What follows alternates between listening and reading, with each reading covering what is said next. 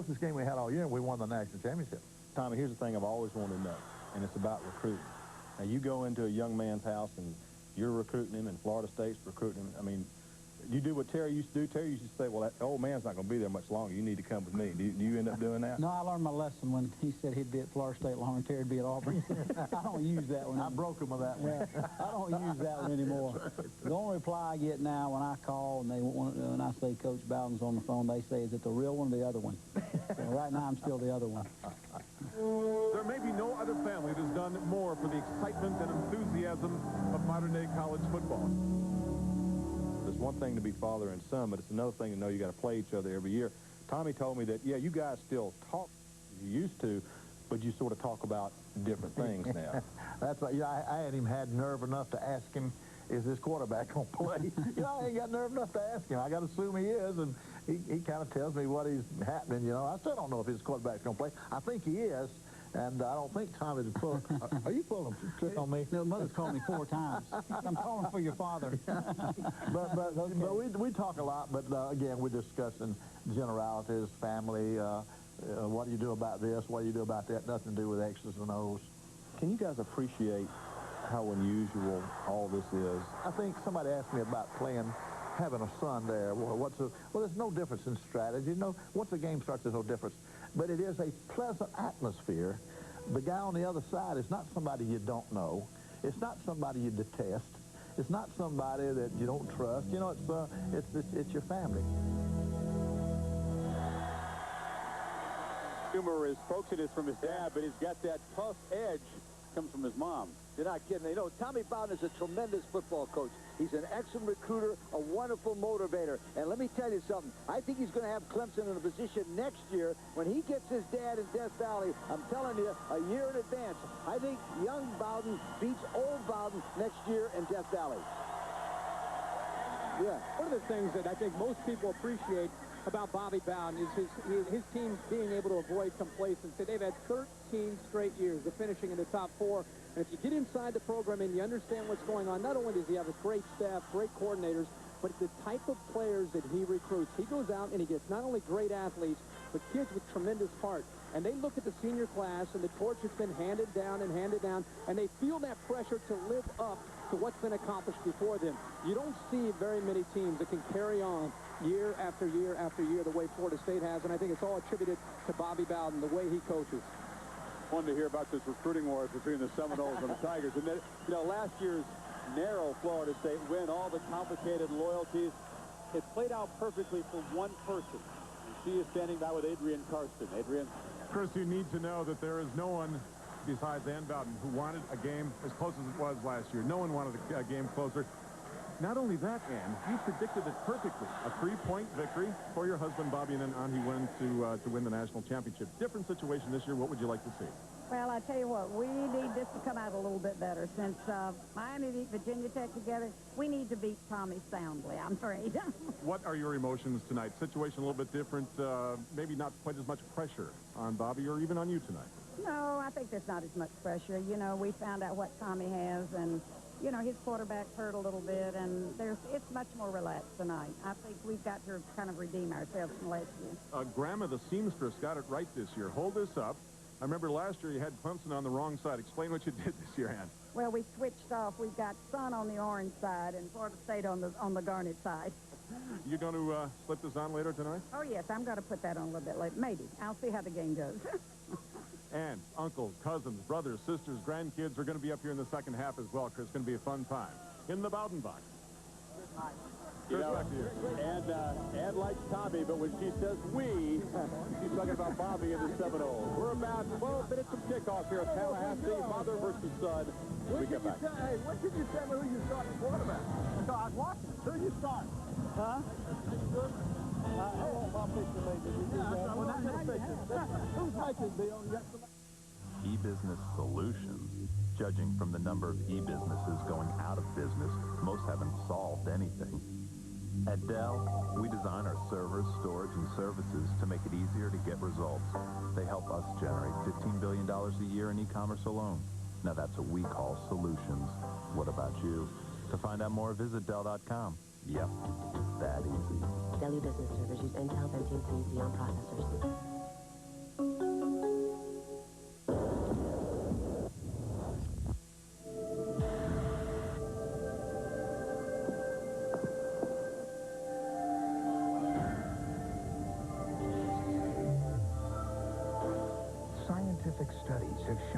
marijuana use can be prevented by taking your kids to this clinic. Get the word on how to share your kids' activities and keep them drug-free. Get the book. This Sunday on NFL Countdown, Keyshawn Johnson broke out for the Bucs last week. This week he speaks out to answer his critics. Kerry Collins made a change in his style of play, and it's been a difference for the first-place G-men. Doug Flutie is a difference maker as the Bills starter. But what happens when Rob Johnson is ready? Make sure you join Chris Berman, Tom Jackson, Sterling Sharp, Chris Mortensen, Stuart Scott, and Steve Young. It's Countdown, Sunday, 11 o'clock Eastern on ESPN.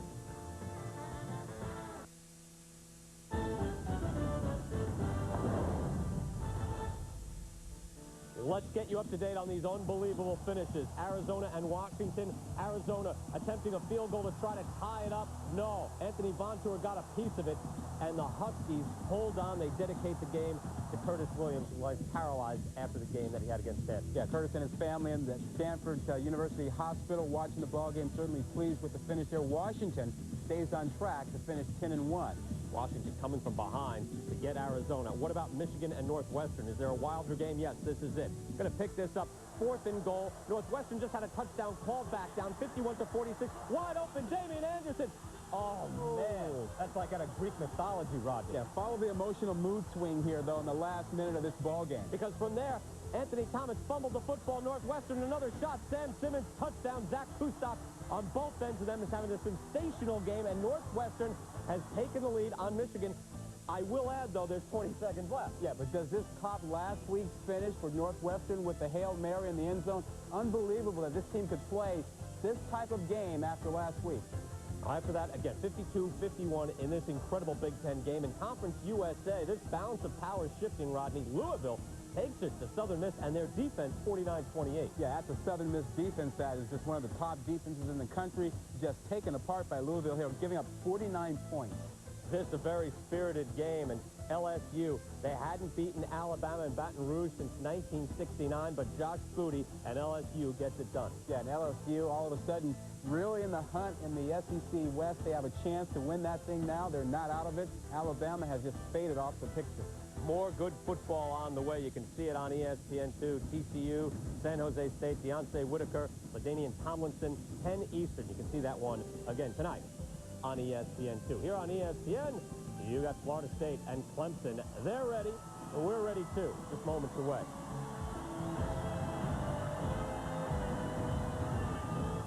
Check this out. It's the NetVista S40 desktop. It's got an Intel Pentium 3 processor, USB ports, cool design. And when you buy it at IBM.com, there's a call me button you can click, and within 5 minutes, a tech expert like Leon will call and answer any question. I'll be home soon. Yeah. Yeah. You know who I'll be? Walrus, man. Walrus. 450 megahertz should be fast enough. Uh-huh. Well, maybe not Leon. ESPN the magazine. Stuart Scott wants the fleece. Booyah! Stuart, only brand new subscribers get the free fleece. Everyone wants a warm, roomy fleece pullover. It's free with your paid subscription to ESPN the magazine. Maybe you want to take out another subscription. Call now for ESPN the magazine. Get 26 issues, a year's worth for just $1 an issue. And your fleece pullover is free. 1-800-972-8448. Your 2-minute drill begins now. Which head coach led Nebraska? Buccaneers fullback was Tennessee undefeated team? UNLV. Gordy Huff. Charles Oakley. Cy Young. Don Sutton. Florida. ESPN's 2-minute drill. Have you got the answer? Mondays and Thursdays at 7. Welcome back inside Doak Campbell. All the pageantry of a Seminole home game at night. This is an intimidating place for a visiting team. Florida State, 50-game unbeaten streak. Have not lost here at home since 1991. 67-2 in the ACC. And Clemson has not scored a touchdown. Scored a total of 3 points in all their visits here in the 90s. Those are some very intimidating numbers as they walk in here tonight. One of the things that you're going to watch in this football game is Clemson's problem on defense the last couple of weeks is they can't get pressure on the quarterback. I talked to Tommy Bowden earlier this week, and he said, you know what, Kirk, we have to blitz. And when we blitz, we're going to play a lot of man coverage. The last 2 weeks, they've given up over 700 yards of passing offense. tonight, man coverage against Chris Wanke, I think the Noles will pick that apart. That's what Wanke loves to see, man coverage, not only the crossing routes, but more importantly, the deep routes to those great receivers. Well, Kirk, you know, Florida State's offense is red hot. Last week against a good North Carolina State team, they scored 58. They ran for 350. They passed for 200, and they had 115 yards of return yardage. No turnovers in 66 snaps. You better be better than them to stop them, and I don't know. They're going to be tough to beat, boy. Well, it's time to make predictions. You guys are both correct in the day part of our day night Sunshine State doubleheader, calling for the emphatic Miami victory. Is there any suspense left? What do you see tonight? Can I shoot from the hip here? Yeah, shoot from the hip. I told you this morning about Miami winning big, and I think you're going to see a lot of the same thing. I think that Florida State tonight, too much offense, and their defense, you can't run the football on the Florida State Seminoles. You have to throw, which means Clemson has to try to get the ball to Rod Gardner. Not going to happen. Florida State will win today, and they'll win big. Make it. All right, how about this one? Florida State! All right, how about the scooter? Is this your helmet from the Back to the floor defense. No, Oh! They're doing the work then of the Tabadog.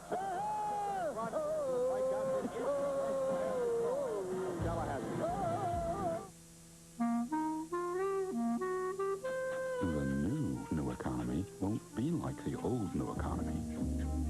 The new economy will have new ideas. Ideas like profitability. With powerful e-business solutions, the new economy will be about how well you run your e-business, not just how well you promote it. SAP. Jump, see that? Oh, you're good. Yeah. You look fast. You guys hungry back there? Is this true now? Got it. I wouldn't open that. Oh, very. He opened it. Guys, just get some beer. Pickle. I got the ice house. All right. I'll be right back. Don't touch that. Right over. Okay. Fellas? Bossy called Mom. Dinner party, Ice House style. Because sometimes all you need is a smooth, never watered down taste of Ice House. Enjoy.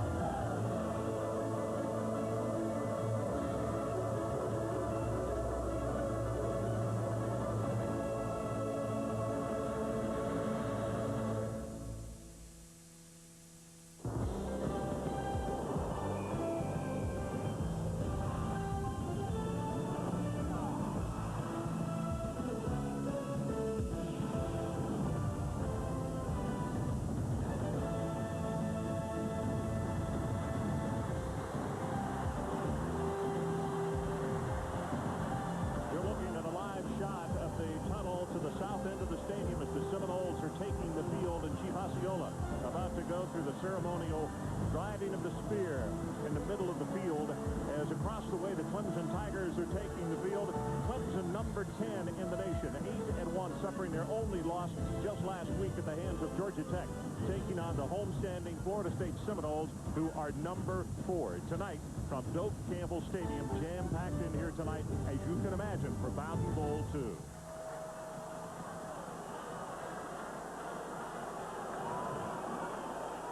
Coach Bowden, Bobby, you are Mike. This is Ron upstairs. What difference in emotion this year? You're at home playing this ball game. Is it a different feeling? Yeah, it's a different. Yeah, I mentioned that to my players. I said, you know, it's last year it was just the way for them. The crowd, all the noise was for them. This year, the noise is on our side. Tommy, let me bring you in very quickly. Difference in emotion for you being down here at Doak Campbell Stadium this year. Yeah, you know, it's a little bit loud. I was expecting our crowd. We got about 12,000 here, but, you know, you put these headsets on, you can't hear. We run a no-huddle offense, go by hand signals, so I don't think the noise will be a factor. Gentlemen, we're going to let you go pretty shortly, but stay on for just a second because the real head coach up here in the press box, Ann Bowden, has a final pregame message for both of you. Ann? Yes. Hey, Tommy, darling, listen, I'm looking around you, and I love you, sweetheart, but I tell you, how do you like this? Look around you. How do you like this for what do you think about this for one of your scrimmages? Huh? Hey. Did you spill your Coke, or what is that water down there on the field by you? Are you with my fans or Daddy? Darling, I love you. Okay. Ann, thanks very much. Bobby, Tommy, you've been interviewed by the world this week. Go play football and enjoy. The best of luck to both of you. Thank you. Thanks for your time. All right. Hello once again, everybody. Ron Franklin along with my sidekick, Mike Gottfried. I thought it was festive last year. Mike, go back to last year's ballgame. We were in shock. At halftime, it was 14-3. And quite frankly, Clemson outplayed them and had outcoached them in the first half. Ron, there's no doubt. Clemson had a chance to win that football game last year. A couple trick plays. They were good in the kicking game. They blitzed Chris Wanke. They tried to get the ball to Peter Warrick too much. And Clemson really had a good plan. Tonight, it's a different story. They got 4 receivers. What gives Clemson a chance to win tonight, Mike? I think they still have to do the same thing. In the no-huddle offense, they got to pull some trick plays out, and they cannot let their secondary get beat deep. 2 defensive ends, Warren and Reynolds for Florida State, have just been playing lights out. What do you do about them? Well, you have to double Jamal Reynolds, which opens up David Warren. David Warren last week against NC State had 4 sacks and an interception, and he's as good as Jamal Reynolds on the other side. It's tough. Mike, we have now gotten word from the field. Dantzler has been the big question tonight. We talked about it earlier in the pregame show. What's his status? Is he going to play? Well, he's going to start.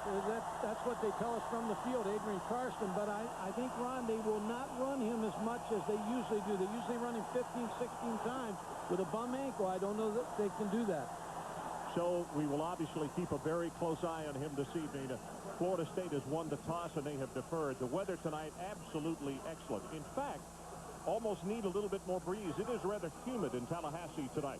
Or it feels that way. It shows only 42%, but no forecast of rain. 83 degrees as we kick it off, and the temperature is supposed to drop down into the 60s tonight. Munyon will handle the kickoff. Number 82, Jackie Robinson, one of the deep men. And Gardner is the other deep man, number 23, the senior out of Jacksonville, Florida. Munyon toward the football.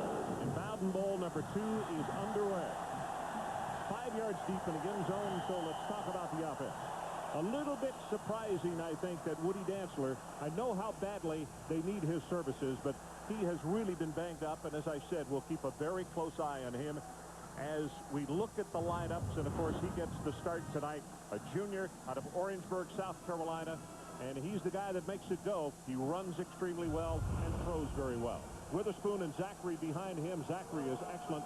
Watts and Gardner. Gardner, of course, the one to watch as wide receiver, and Morgan Woodward is the tight end.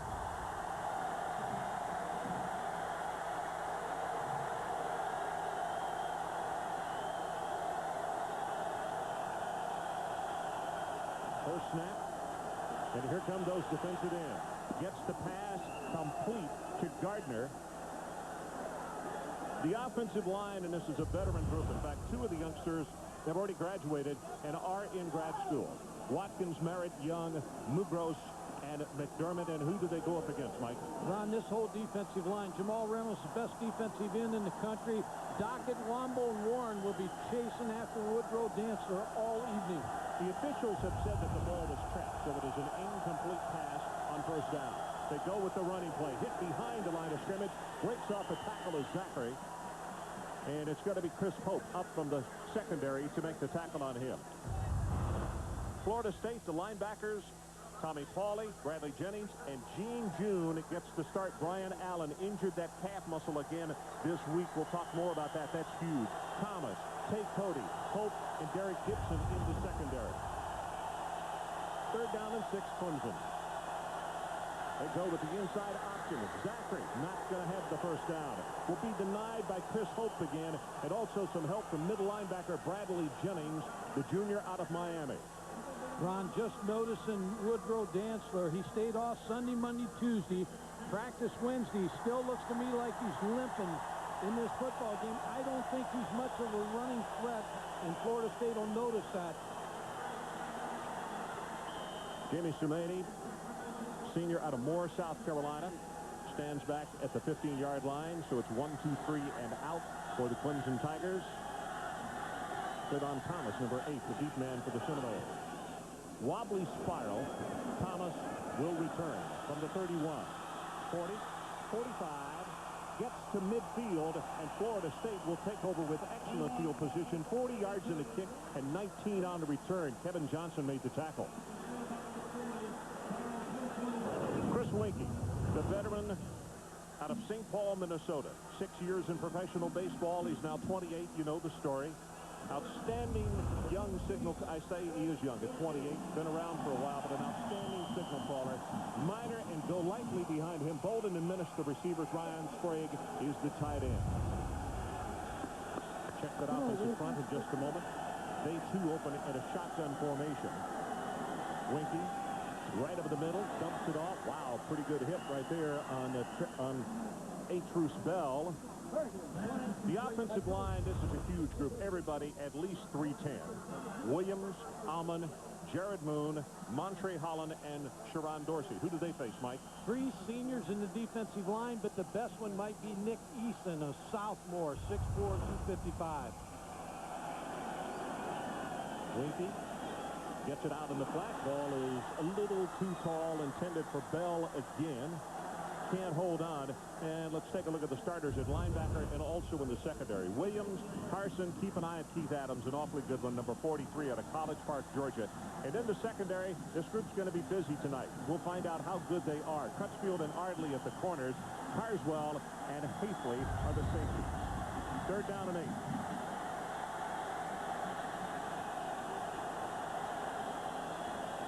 Pressure. Winkie has it complete over the middle at the 38, and again it's Bell. And Bell so far has been his favorite target. It's good for 10 and a first down for the Seminoles. Terry Bryant is the man who forced it out of the pocket. Chris Winkie shows you now he doesn't have that pad on his foot. Shows a little mobility, throws back across his body, but a wide open Bell for the first down. Mikey is playing under such control and showing his veteran ability as they go with the running play. Travis Minor, and here's the key. Can Florida State run on Clemson? Because if they can, well, Reggie Herron, the defensive coordinator, said if they can, it's going to be a very long night for us. Remember last week, Florida State came out and really started running the football against NC State. I think what they'll do tonight against Clemson, throw the ball first and try to open up the running game. Reggie Herron, by the way, 7th year, the defensive coordinator for Clemson, played right here at Florida State. Ball is caught. That's Bolden. And he took it right away. It went through the defensive back's hands, it looked as though. Yeah, good coverage, but Anquan Bolden made the catch. And Chris Winkie's off to a good start. 29-2 as a starter. Here's Bolden against Mance. Makes the catch. Mance is the man who almost made the interception. Quickly to the far side. Gonna have that one complete. Marvin Minnis. His name is Snoop, and that's the reason they're not booing, but they're going Snoop. Well, this is a rapid pace. Yeah, Florida State has scored on 6 of their 9 opening drives this year. They like to draw blood first.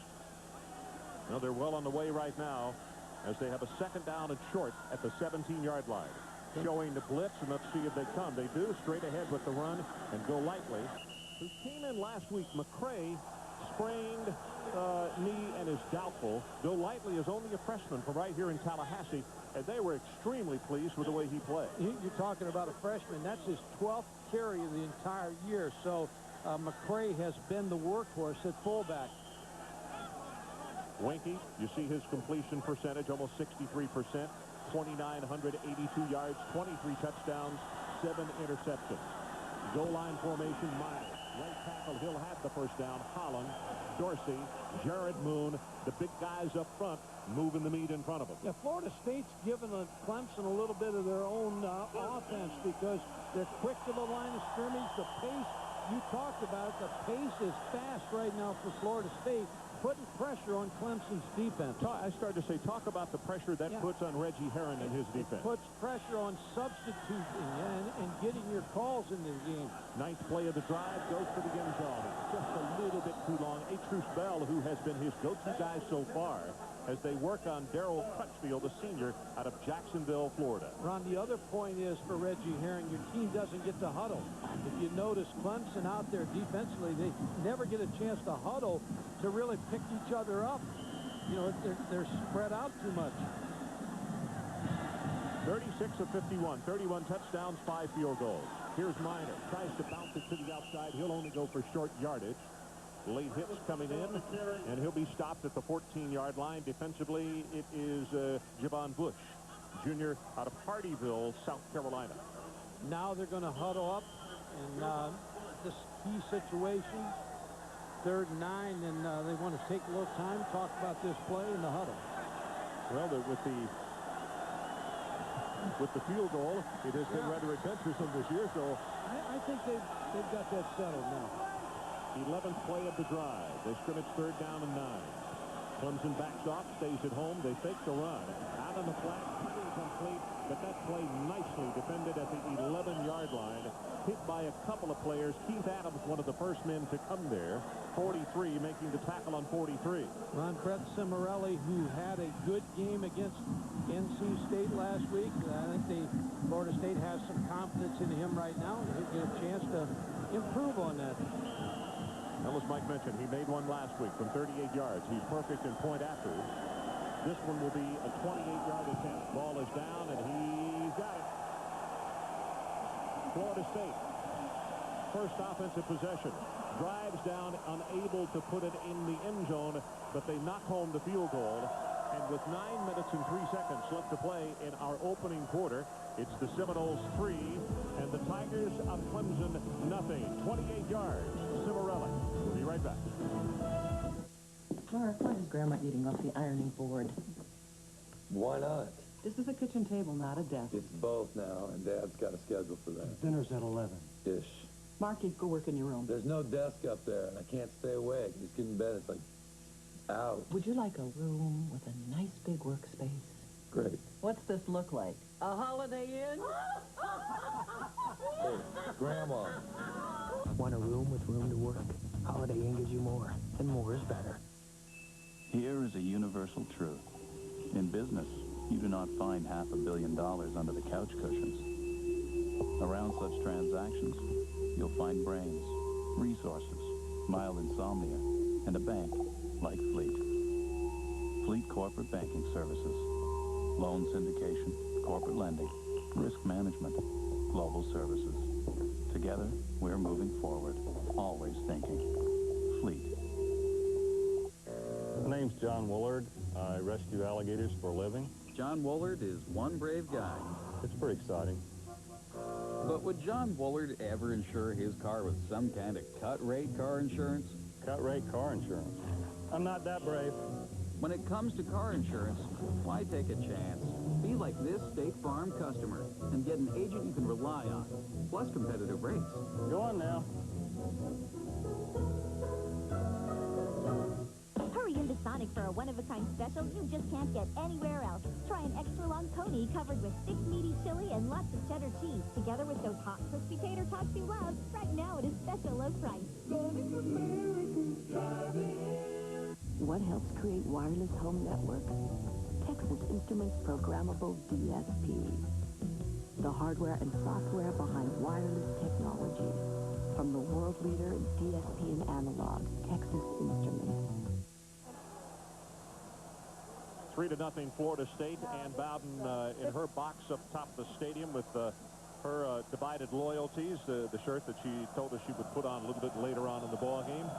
Son Tommy to the right and husband Bobby to the left. Last year Bowden Bowl won, very close, but it was won by the Seminoles. Here's the kick by Munyon. And again, it's going to 5 yards deep in the end zone, and Gardner will not try to return it. Adrian Karsten, let's go down to you. What do you have for us, big guy? Ron, you need to know how impressive Florida State's practice was on Thursday. The pace of that practice, how precise they were, just like it is now. Game tempo, 1-2 repetitions, in and out. No mistakes made, no drop balls. These guys went right through it with no pads on. It was the most impressive practice I've seen in a long time. Not by Chris Winkie and the rest of the starters, but by the 2 deeps, the 3 deeps, even the scout team. These guys can really see a national championship coming. That's the way they practice from. The lateral the ball to Zachary, tries to take it back into the middle. Actually, that's a shovel pass. And that defense is just swarming. That's going to be a loss of one as Brian Allen, and we were just about to talk about him, he re-injured a calf muscle on Thursday, and Mickey Andrews, quite frankly, did not think he would even play tonight. Yeah, he's the leading tackler on this football team. They need him in the lineup. He's also the guy that gets them in the right formation. Here's Dancer, and he's going to be bumped out of bounds on the near sideline by number 6, Derek Gibson, the senior out of Miami. Just watching him run, again, with the limp, he's not the threat of the run, and Florida State knows that. He's trying to shovel the ball a little bit, trying to get it to Zachary. So that's one run so far in the ball game, and I don't think that was a design run. Third down, 10. They need to take it out to the 30-yard line. You can see Florida State backing off in the secondary, dropping into zone coverage. Now Dancer's going to try to run, and not on that bum wheel. Sorry, 65. Brian Allen, whom we just talked about, is there to make the tackle. Jamal Reynolds was right behind him. It's a defense that, Ron, you can't run against. 65 yards is all they're giving up this year to the opponents in the rushing department. Second punt for the Clemson Tigers tonight, and again, well, actually, they have changed return men. This time, it's not going to be Thomas. It'll be Nick Maddox, who was back deep. That first punt was 40 yards. Florida State with the return on. Very high, very long, and Maddox, it lands it go over his head, and it heads to the sideline, takes a huge Clemson bounce, and is touchdown dead at the 1-yard line. Wow. 75 yards on the kick. Youngblood is the man who touched it down. That's the kick of the year that we've seen so far. Let's take a timeout. 3-0 Florida State. 7:32 left in this opening quarter.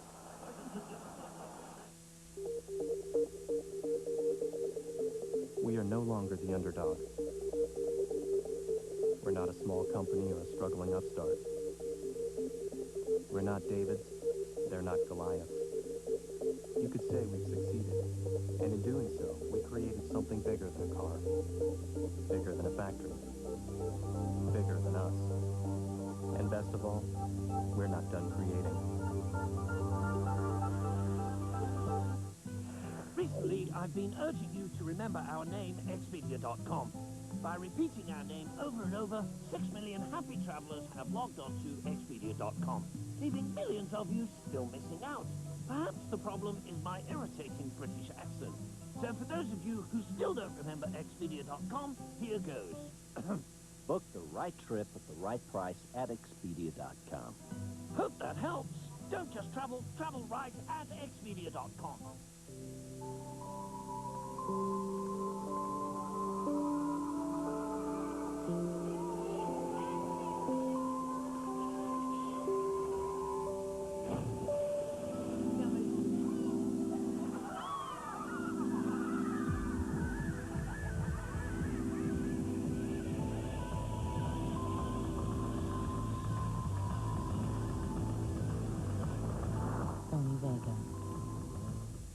The Hurricanes' double-threat offensive attack keep defenses guessing. Now can Pittsburgh find the answers?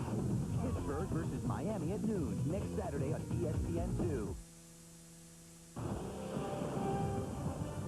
ESPN's presentation of primetime college football is brought to you by Sonic, America's drive-in, and by Texas Instruments, the world leader in DSP and analog. Welcome back as you look at some of the campus here at Florida State University. Let's document one thing, Sumani, third longest kick in Clemson history, 75 yards. And Florida State has come out with 2 tight ends as they will be scrimmaging. Actually, they've moved the ball up now just shy of the 2-yard line. Jeff Chaney, number 1, operates the tailback, replacing Travis Myers. Put it on his hip, wide open is Menace.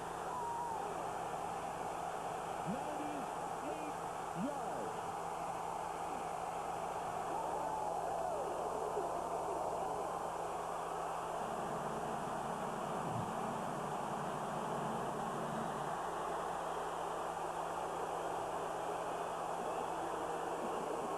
Carswell was the closest man, but not nearly close enough. Well, you said it. When they go to 2 tight ends and all at once they motion Marvin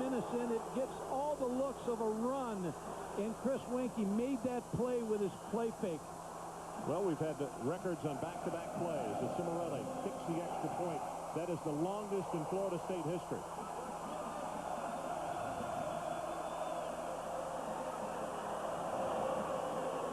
Minnis, the senior out of Miami. Let's take another look at it. Well, you have to start with Chris Winkie because he did such a good job on the play fake. Watch him really do a nice job. He gets the open hand, gives a little actor. Burt Reynolds is here. He'd like this acting ability. And then Chris Winkie, you're going to see how the play opens here. Marvin Minnis is wide open down the field. A lot of coaches like to throw when they're backed up in the 3-yard line. Marvin Minnis, he gets contact, but defensive back, Charles Hafley just leaves him. They all bid on the run. Hafley bid on the run. He just bumped him and let him go. And 98 yards later, and Tommy Bowden knows across the way that when you look up at the scoreboard at Doak Campbell Stadium and you're already down 10-0, you got Mount Everest to climb. Yeah, especially in this building right here. Yeah. Wow, this crowd is still electric. Munyon to kick off again. He's going to be leg weary at this rate. Jackie Robinson and Rod Gardner, the two deep men for the Tigers. Clemson needs to get a return and settle down right here. Munyon's going to kick this one out of the back of the end zone. Everybody's talked now. Well, tomorrow morning on ESPN's NFL Countdown, Doug Flutie's campaign to win over the Bills' permanent quarterback job. The up and down year of Keyshawn Johnson, in his own words. 7:30, Chris Berman and Tom Jackson return for NFL Primetime. Scores, highlights, and analysis from Week 11 in the NFL. For more, log on to ESPN.com. Ron, Clemson needs to get out of this hole because they changed the field position with the punt, but their offense has not been able to stay on the field. Pressure coming from the right defensive end. That's Reynolds. Goes deep, and he's got his man. That's Gardner. Gardner says, hey, we can throw the home run ball as well. And he's tackled down at the Florida State 36. And I believe that's the reason Woodrow Dantzler's in this football game. Not to run, which he does so well, but to throw the football. Rod Gardner, now they changed the field with a long pass. They beat Cleavon Thomas. Clemson very quickly to the line of scrimmage. Both playing hurry-up on offense tonight. As Zachary gets the handoff, he's going to go for short yardage. Number 44, Bradley Jennings making the tackle. Adrian Karsten, what do you have for us, buddy? Spoke with Tommy Bowden before I went up to talk to his mother, Ann Bowden. This is how he made the decision concerning Woody. He says he's less than 90%. I'm going to break my own rule here. I've got to play him because he gets up on his toes and he looks fast. He feels faster than he really is. He is. He's here to pass, not necessarily run the ball. Watch the way he carries out his fakes. He stops right after he throws the ball. They fake the run, and he's going to keep it. And, of course, you're running right into the arms of Jamal Reynolds. And Reynolds is the man who makes the tackle. He's up to the task. You can bet that. Just to add to what Adrian's talking about, the alternative of not playing Woodrow Dantzler tonight is Willie Simmons. He's a redshirt freshman, so you don't want to expose him to this kind of crowd until he gets his feet under him a little bit in this ball game. Plus the fact he's from right up the road at Quincy, Florida, which would be an even more nervous situation for him. They didn't get the playoff, or there was procedure, one of the two. I think procedure. Saw Michael Vick today in that game against Miami. Could not run. Takes away about 3/4 of his game. Prior to the snap, ball start, offense, 5 yards, and still 3rd down.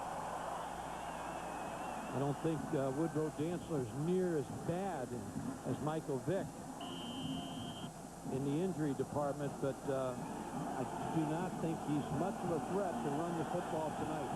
Effectively, anyway. Yeah. Got to do it with his arm. 3rd down. They need to take it to the 26-yard line of Florida State. Here comes the pressure. Right over the middle. Got his man open, and that is a strike to number 6, Justin Watts. Good for 22 yards. And now as they move into the Clemson end of the field, a lot of noise from the Tiger faithful down there. Good leadership by Woodrow Dantzler. Hits Justin Watts, who's now made 11 pass receptions this season. Still no huddle. And as we said, both of these teams really moving the clock. Dantzler from the shotgun. Fakes it to Zachary. He's going to take it to the left side. This is an option play. Jennings will hit him and make the tackle, but he is down inside the 5, and he's very close to another Clemson first down. Pretty good job running the football there. When you look at Clemson's offense, there are a lot of times in the shotgun, and I compare them to the old single-wing days of the 1940s and 50s. There's just no blocking back there. No, there's no blocking back, but they run a draw, a zone, a power play, an option, and a counter out of their shotgun. Most teams will run a draw, and that's it. They have their entire running game out of the shotgun offense. Well, he's got the first down. Woodrow Dantzler's going to get this snap, fake the draw. Now you see the pull and the counter play by John McDermott, the number 67.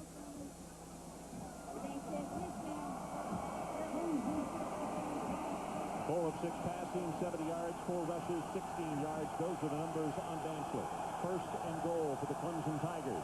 And this would be exactly what Tommy Bowden would draw up to quiet this crowd and get his team back in the ballgame. And it looks as though that we have a clock malfunction.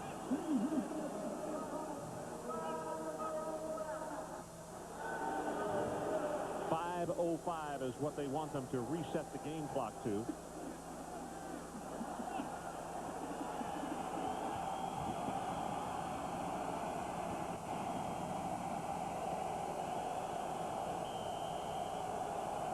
So we're set. This time under center. Dantzler goes with Zachary. Right side, 2-1. Touchdown, Clemson.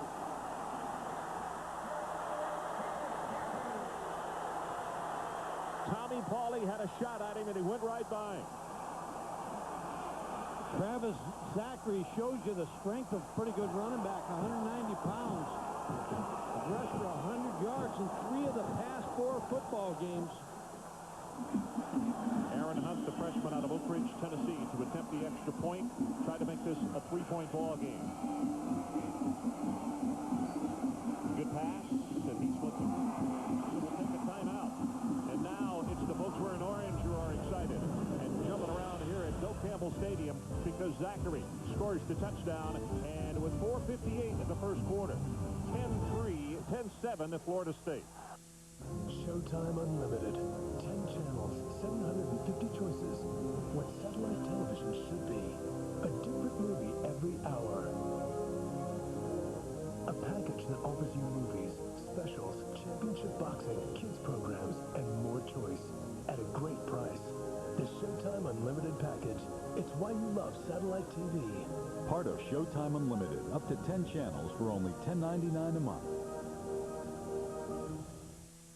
Lennox Lewis, heavyweight king of the ring. Nobody takes my crown. Nobody. David Tua wants it. It's my destiny. A Samoan warrior with the best knockout record of any fighter Lewis had ever faced. You want it? Come and get it. Lewis versus Tua, November 11th, live on pay-per-view.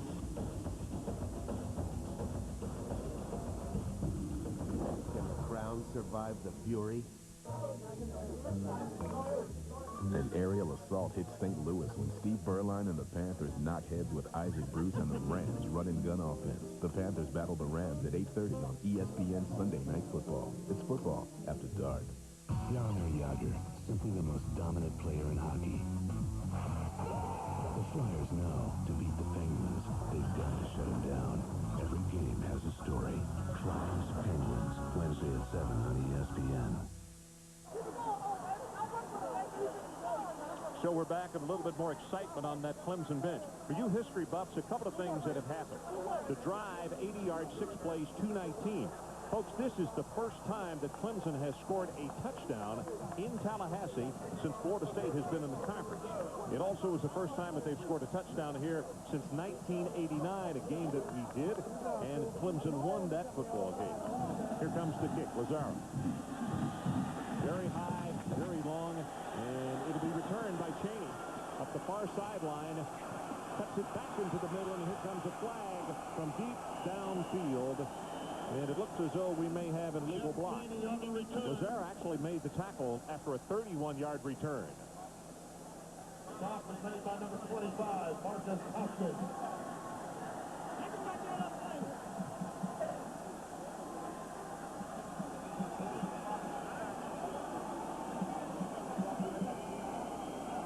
with a nice job on the return, but as we mentioned, it's going to come back, and Florida State will take over with poor field position again. Ron, Chris Wenke's off to a good start. 24 touchdown passes with that last touchdown pass. Only 7 interceptions. Came into tonight, 193 completions out of 308. Now that's Heisman numbers. Yeah. I tell you, he's got to be considered for this Heisman Trophy. Great leader. Wenke from the shotgun. Clemson shows blitz, but they stay at home. And they hand the ball off in the run to Minor. Going to be dropped after a very short gain, maybe a gain of 1. Bryant with the tackle. Adrian, let's check with you again. He decided to put that pad back on top of his foot after pregame warm-ups. Ronnie felt almost pain-free this week, practicing Tuesday for the first time in a month since that Miami game when they lost, but he decided to put it back on just for protection. He says it feels nice and tight, gives him more stability. Okay, Adrian, that's really being on top of things, partner. Minor, right side, has 5, 7, and 8, and he will be flipped as he crosses the 15 by Ardley. And now a big third down play, or the Seminoles are going to have to give it back to the Clemson Tigers. Now, this is a good Clemson defense, too, against the run. We talked about Florida State only giving up 65 yards rushing. Clemson's defense only gives up 78 yards rushing, so a tough team to run the football against. Keith Adams, number 43, the junior out of College Park, Georgia. One of those outstanding linebackers. And the shotgun, here they come with a blitz off the corner. Wenke's going to have to hurry. He's going to be sacked. They got to him. And that's 92 Terry Jolly. First time that they have sacked Wenke tonight, but he went down hard. And Jolly, he was a preseason all-conference pick, a senior out of Fort Valley, Georgia, 290 pounds, knocks him to the turf. They ran the same blitz against Florida State last year, again successfully. Jolly and Carson getting to Chris Wenke.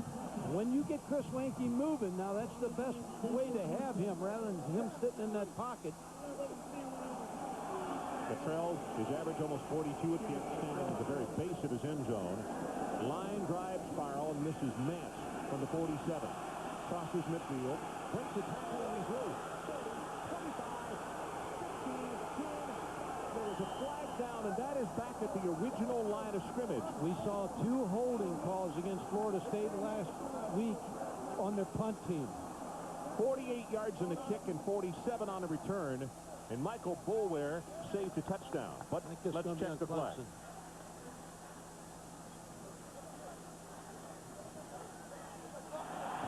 Holding Clemson. Wow.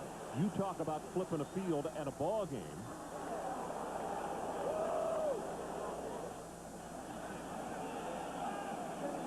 You see the grimace on Tommy Bowden's face, and for good reason. His team had just returned the kick. What would have been a first and goal situation. I think they got it wrong, Ron. I think it's on Florida State. Illegal block in the back by the return team. 10 yards from the spot. First down. That flag was still on the ground. How could he have been? There was nobody down there blocking, was there? Watch Cottrell, the kicker. There's the hit there, and then he comes back and bangs the Clemson player, Alex Ardley. Well, you're right. That's where the flag came from, and the penalty. Clemson does have the football then. First down at the Florida State 18-yard line.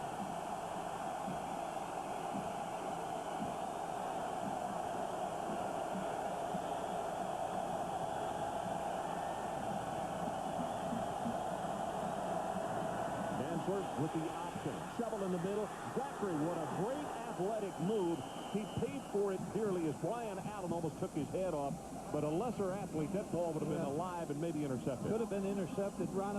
Watching Woodrow Dantzler, he comes out in a formation, and Tommy Bowden wants to see what Florida State's going to do to the formation. Then Woodrow Dantzler looks over to him to get the call.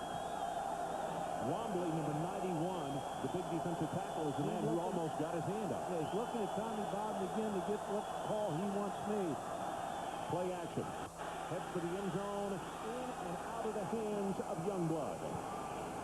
Clavon Thomas with the cover. Kevin Youngblood, a freshman, wanted pass interference on the play. Not going to get it. What Clemson does is they spread you out. like a run-and-shoot team, but they're a run-and-shoot team that runs the football. A lot of contact, but no call. Third down. Line to make is the 8-yard line of the Seminoles. Dansford looks back at the bench, gets the call from his quarterback. Here comes the pressure from the linebackers. Jennings, but he is going to be sacked by one of the inside defensive rushers. That's Alonzo Jackson and David Warren.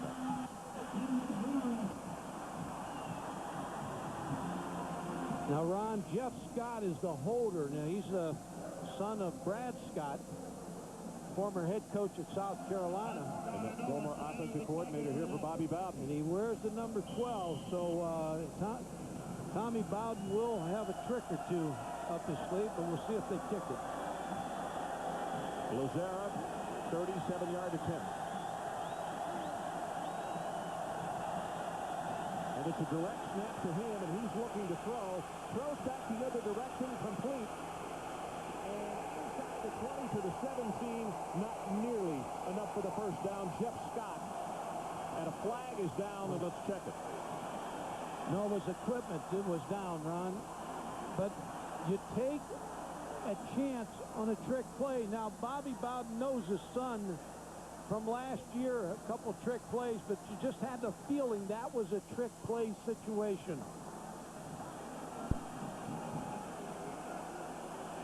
Watch. Scott is going to get the ball thrown back. Tay Cody, a sure tackler, stayed at home. So Florida State dodges a huge one there. From the 16, Minor takes it at left tackle for a couple, maybe 3 yards. Brian Mance making the tackle. Tay Cody, by the way, at our defensive meeting the other day, Mickey Andrews paid him the best compliment that you could pay. He said he may not be the best cover corner we've ever had, but he's the best tackling corner we've ever had at Florida State. And that's a mouthful. Oh, they've had a lot of great corners here at Florida State. Neon Dion, he probably is the best cover guy talking about. Less than a minute to play, opening quarter. Play action by Winky. Good protection, right over the middle. Got it complete. And that is going to be Bolden. Anquan Bolden, good for 17 yards. Ron, I said earlier, Chris Wanke, all you can judge a quarterback on is winning. He's 29-2. I said last week, Chuck Ely, who played for Toledo, and Frank Lauterbur, the great coach of the Toledo Rockets, was 35-0. You can't get any better than Chuck Ely. But Chris Wanke's having a great career here at Florida State. Winky, pressure is on him. Going to go long at the far sideline, and that one is tipped away on a nice defensive play by Hafley. Hafley, a junior out of Pompano Beach, Florida. And you know, Florida State watched this tape of the Georgia Tech game, and they said, boy, we can't wait to get at them. They gave up 450 passing yards to Georgia Tech, so Florida State just feels like they can throw the football and throw it deep. Hafley really did a nice job of accelerating because the receiver was cutting right over to make the reception. Pressure on Winky again. Drills this one complete. Just short of the first down. That is Jesus Bell. And the clock is going to run out. 6 seconds down to 5, and we will take a timeout. That is the end of the first quarter of Bowden Bowl number 2, and we've had plenty of excitement so far. A couple of records, a 75-yard punt, third longest in the history of Clemson football, and a 98-yard touchdown, the longest in Seminole history. Monday Night Countdown, every week at 7:30 on ESPN. So that's the plan, and I need you all to get behind it. Sorry you didn't make some goal day. You'll have to go right in.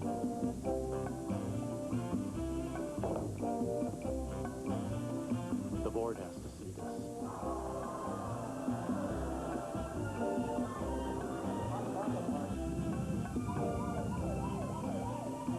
Do you know how fast you were going? Follow me.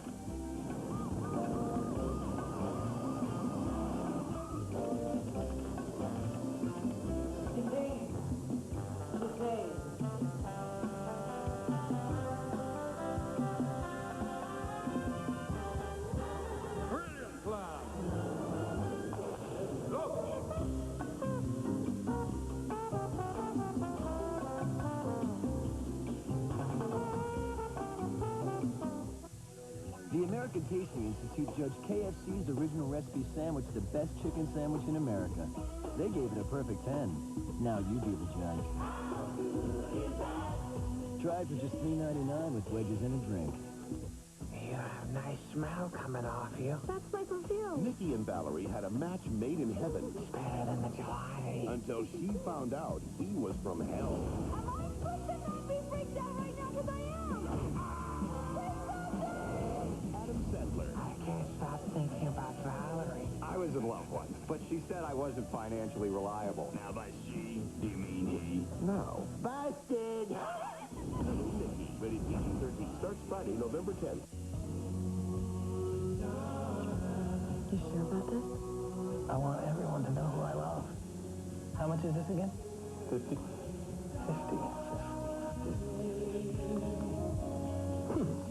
All I got is 41. Come on. I get it fixed, Donna. Very funny. Next time, use the Visa check card instead of cash or checks. It'll get you in, out, and on with life. This is a world where people hunger for substance, taste, originality. When they could just score a 10-piece bucket of KFC's original recipe chicken for $8.99. 10 outrageously good pieces today, just $8.99. Welcome back to Doak Campbell Stadium on the campus of Florida State University. At the end of the first quarter, the Seminoles lead it 10-7 over Clemson. And how about these yards in the opening quarter? Florida State 161 yards in the first 15 minutes. Clemson's got 100. A lot of offense, not much defense in this first half. Plus a couple big punts, long punts. You know, I think you got to give credit to the Clemson offensive line because Florida State really has not pressured Dantzler so far. Tough to get to him the way they're playing offense. Yeah. Quick pass gets this one away and has it complete to Walker.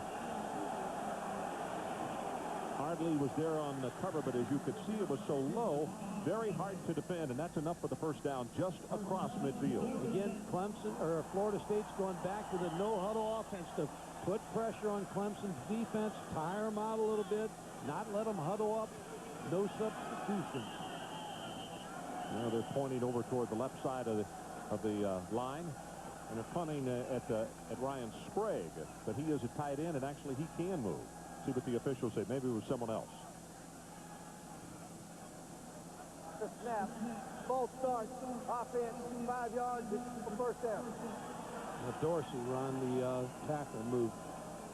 Going back to Clemson's defense, they've given up 9 plays of 40 yards or more in the past 3 games. So they've been susceptible to the big play. And this is a bad offense to go against it when you give up big plays. Yeah, that's for sure.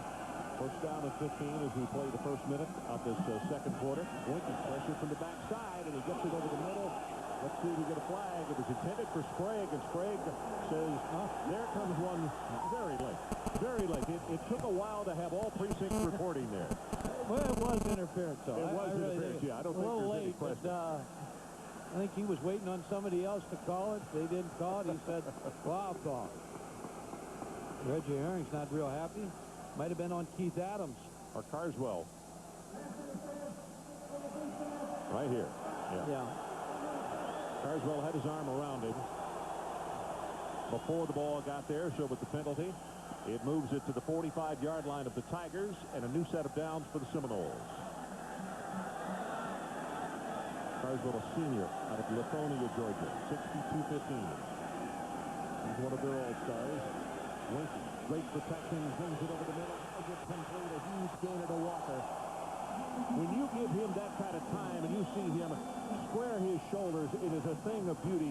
You know he's got somebody wide open. Well, you talked about Clemson's offensive line, FSU's offensive line blocking too.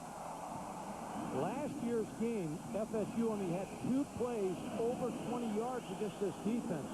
Tonight, they'll have a few more than that.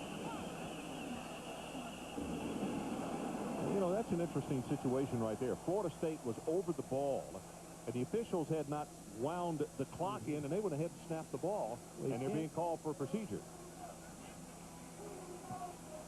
have a dead ball foul for snapping the ball prior to the ready for play into the offense. The foul occurred prior to the ready for play and prior to the setting of the stick. It's 5 yards penalty and a 1st and 10. Last week, 14 penalties against Florida State up at NC State. And I hope we're not headed for another flag parade tonight.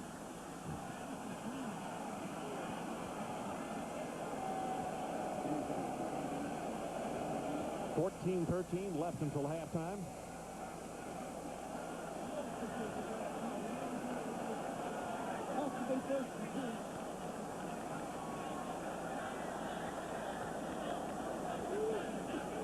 Ron, they really still have a 1st and 10 because usually when the umpire stands on the ball before you put and snap it. Right. Short drop this time. Has it complete. Here comes a flag, and that's going to be offensive holding from where the umpire tossed it. A Truce Bell, who's been very active tonight, is the man who made the reception. Defended by number 40, Charles Hafley. Talked about the tempo in the 1st quarter. The 2nd quarter, now the flags have come out. So that slows down the tempo of the both offenses.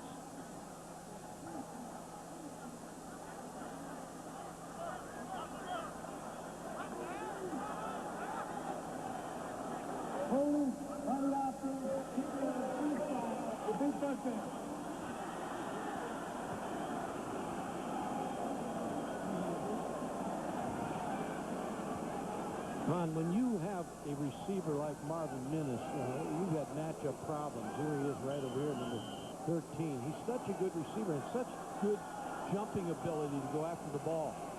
Yeah, you better time your jump right if you are equal with him. Pressure on Winky, deep over the middle, and tipped away. Ball was intended for Bolden, and that's Ardley.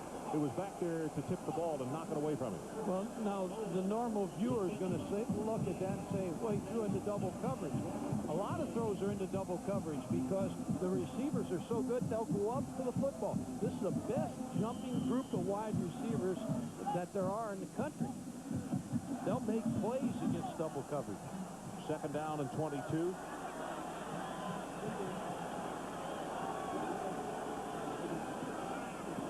Oh, Winky.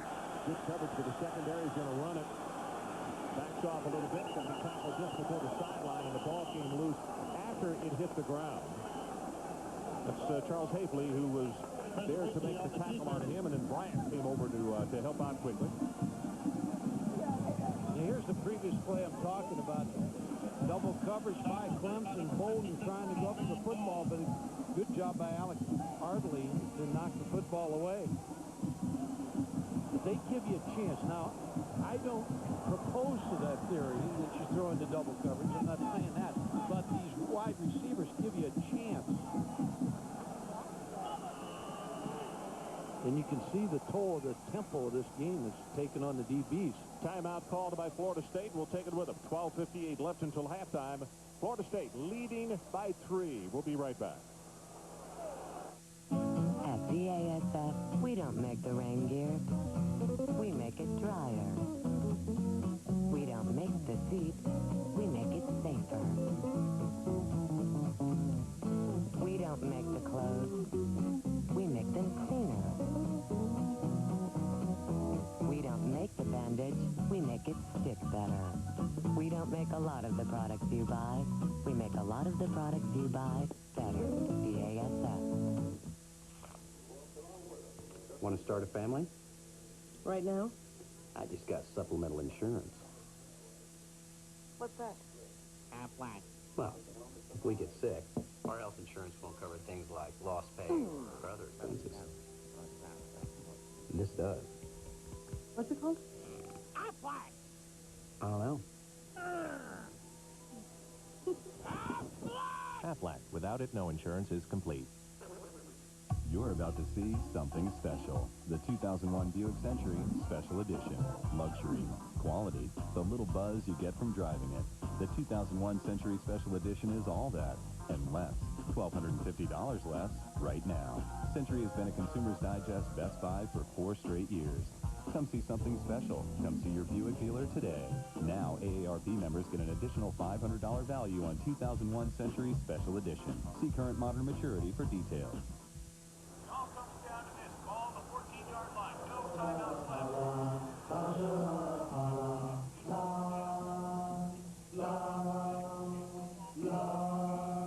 Tostitos? The exhilarating taste of new spicy quesadilla Tostitos chips.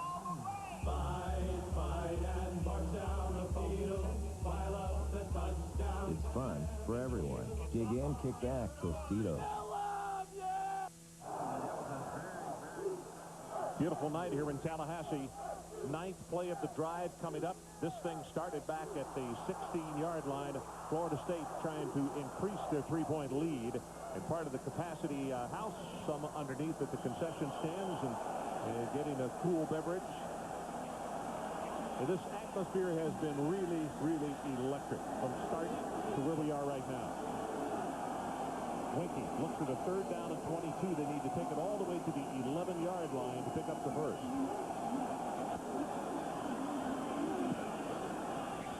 Right up in the middle. He has got minutes. Now that is going to be very, very close. And in fact, he missed it by a half yard. He may have missed the first down by a yard, but he shows you why he's a great receiver. Because as a receiver, sometimes the ball's not going to be thrown right on target. You have to make an adjustment for the ball. Marvin Minnis reaches back and makes that catch. What great concentration. So he did not get the first down. Look what Mike's talking about. What great control of the body. And a super open field tackle to save the first down by Alex Hardley. Fourth down. Two tight ends. Power formation to the right. And movement all over the place. And it's going to cause him to go for a field goal. Looked like Mader came out of his... Chad Mader, number 39. And I think also somebody on the left side moved.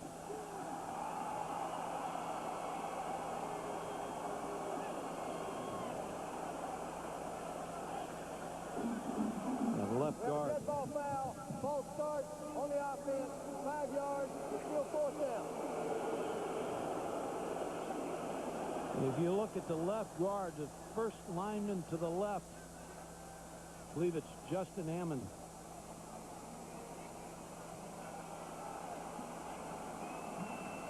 So you're right. The special teams will come on the field. And Cimarelli, who has converted one tonight, hit one last week.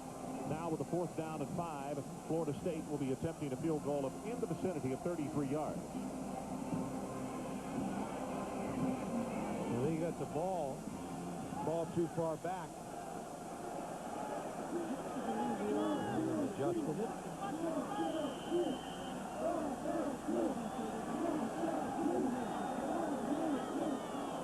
So it's a 35-yard attempt. Ball is down. Kick has plenty of distance, and he's perfect. 34 yards, they say unofficially. And Cimarelli may have just been the guy who is what the doctor ordered.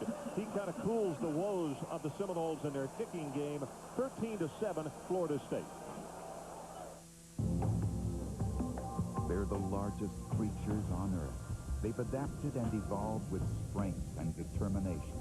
The kind of strength that helps the Pacific Life family of companies manage more than $300 billion for its clients. And determination that has guided Pacific Life for 130 years. Size, strength, longevity, offering annuities, insurance, and investments. Use the power of Pacific Life. Hurry into Sonic for a one-of-a-kind special you just can't get anywhere else. Try an extra-long coney covered with thick, meaty chili and lots of cheddar cheese, together with a large order of our famous hot and crispy tater tots. You know how much you love them, and you're going to love them even more now, because our Coney and Tots special is at a special low price. Sonic America's driving. Liquid fat, apple pie filling, and real bits of crust blended into our delicious apple pie shake. Try one before they're gone. E-Business Solutions. Judging from the number of e-businesses going out of business, most haven't solved anything. At Dell, we design our servers, storage, and services to make it easier to get results. They help us generate $15 billion a year in e-commerce alone. Now that's what we call solutions. What about you? To find out more, visit Dell.com. Yep, it's that easy. Dell business servers use Intel Pentium 3 Xeon processors. Last year, Ben Lear thrashed Georgia between the hedges. This year, Quincy Carter and the Dogs want payback. Georgia versus Auburn at 7:30 next Saturday on ESPN.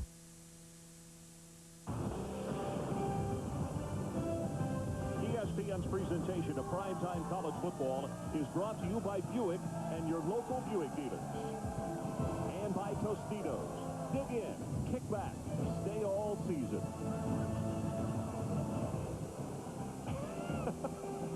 Those are Adrian's tickets tonight. 13-7, Florida State leading this one with 12-12 remaining until halftime. Robinson and Mance are the two deep men. And Mike and I were just talking during the timeout. Matt Munyon has really been a big part of this football game, handling the kickoff short. He's been big in field position. As soon as we say that, he 2 yards deep. Mance gets spun around, and then whop, he gets punished just before the 20-yard line by Newton, and Patrick Newton, number 30. Yeah, Clemson tonight, more in the shotgun tonight, Ron, than they have been on the center. 5 rushing plays. They've had a total 11 in the shotgun. That gives Woodrow Dantzler a little more opportunity to throw this football. I was really surprised when we talked with Coach Rodriguez the other day, where he said, we actually have more running plays out of the shotgun than from under center. They fake it right there. Dantzler wants to throw. You can see he's limping. He just throws this one away. Very, very smart play because Dockett was all over it. Brian Kenny, let's check with you. Ron, we go to the Pac-10. Oregon unbeaten in Pac-10 play, taking on Washington State. First overtime, Anasuk Bielkool needs to hit this field goal to keep Washington State alive, and no. Blocked by Steve Smith. Second straight week, Oregon wins in overtime. I'll tell you what, Brian, the Civil War is really heating up. What is it, 2 weeks before the Oregon and Oregon State face off? You know, sometimes you have a dream season. Everything goes right. It's Oregon this year. Dantzler rolls the pocket this time. Gets it away. Nice job to watch. That's an excellent throw going against the grain, as the expression is. 17 yards on the completion. He is such an outstanding athlete, and it's a shame that he's not 100% tonight. Yeah, when you talk about his limp, he's second in rushing in the ACC. Usually runs the ball about 15, 16 times a game. He's rushed for 17 touchdowns. Zachary gets the handoff, breaks by a tackler, and goes down hard just across the 40-yard line. The wonderful thing in watching a youngster like Dantzler, who is only a junior, and watching him in the past, not only has a grasp for this offense, and Tommy Bowden has a great reputation of taking a talented quarterback and doing a lot of things with him, but he seems so confident with everything they do with this offense. Well, that's a sign of good teaching, because when you're prepared, you feel confident. 2nd and 5. Puts some air under this one, and just a little too far. Woodward, the tight end, Morgan, a junior out of Florence, South Carolina, was the intended receiver, and he points at himself saying, that is my bad because I had the guy open, and he really did. And when you think of Woodrow Dantzler, 17 touchdowns he rushes for, he's thrown 18 touchdowns, and his completion percentage is well above 60%, so he's really the offense when you look at Clemson. T.J. Watkins, number 73, the left tackle. Let's give a lot of credit to that big guy because he has done a great job on Jamal Reynolds tonight. Has this pass complete, and Watts is going to be tackled at around the 41-yard line. T.J. and Jamal Reynolds having a good battle of it tonight, and I'm sure that T.J. is happy every time they roll that pocket away from Jamal Reynolds' side. And now they force the punt. Jamal Reynolds, again, the sprint out of the way. Pretty good job right there by Watkins. Yeah, he's a junior, North Augusta, South Carolina. Third punt by Clemson tonight, and Maddox again is the deep man for the Florida State Seminoles. About to go under 10 minutes left until halftime. Very high, good coverage kick. Maddox makes the catch, flag comes down. The halo was violated on that, but it'll be a 5-yard penalty. 35 yards on the kick, and Kevin Youngblood is the man who made the tackle and also was flagged.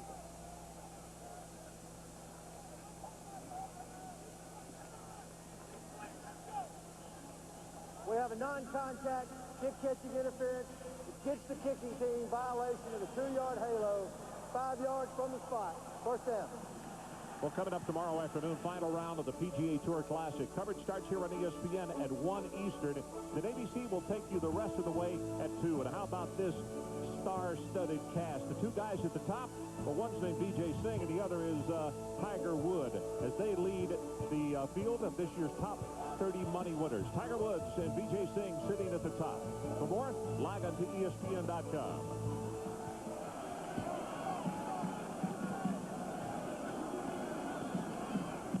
Safety valve right over the middle of Cheney. Breaks the tackle. He's loose close to the 40-yard line. And that's almost a gain of 10 yards in the play as Robert Carswell will finally stop him. Here's the other problem you have when you play Florida State. Their backs can catch the football.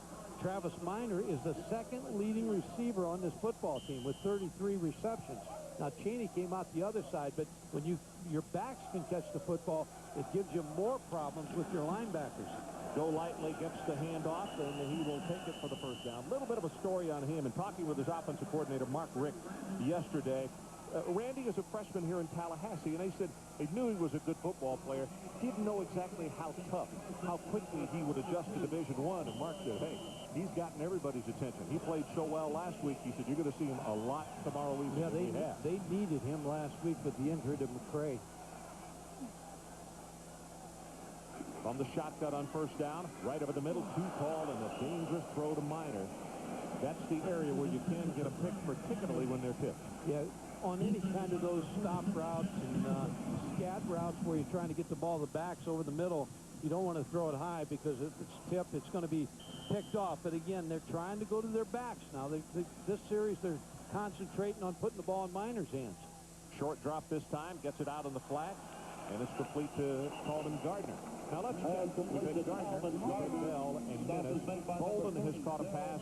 So we have 4 different receivers. They have played 7 so far tonight. And then we will not see Robert Morgan. He broke his toe in practice on Wednesday. So 87 has been KO'd for the time being. Now, Ron, what you got to worry about if you're Reggie Herring here, third and about 1.5 yards, 2 yards. You got to worry about stopping the run, but also you're susceptible to that bomb again.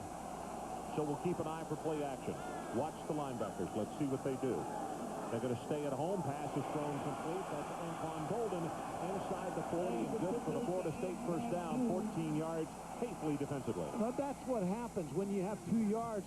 Now you got to gang up on the run, so you leave Mance outside number 2, and he's got too big a cushion on Bolden. Now they'll probably come back and run, figuring that Clemson's going to think they're going to pass. This time Winky goes under center, and he gives it to his tailback, and here goes Minor. Has 5, has 10, 15, and counted off at about 18 yards on the play. Big E says officially 19. See, it's a guessing game with Florida State. They got too many weapons. So you got to either get them out of sync, or you just got to guess with them. And Reggie Herring's guessing wrong right now. Watch 43 go lightly. Look at this block. Bam.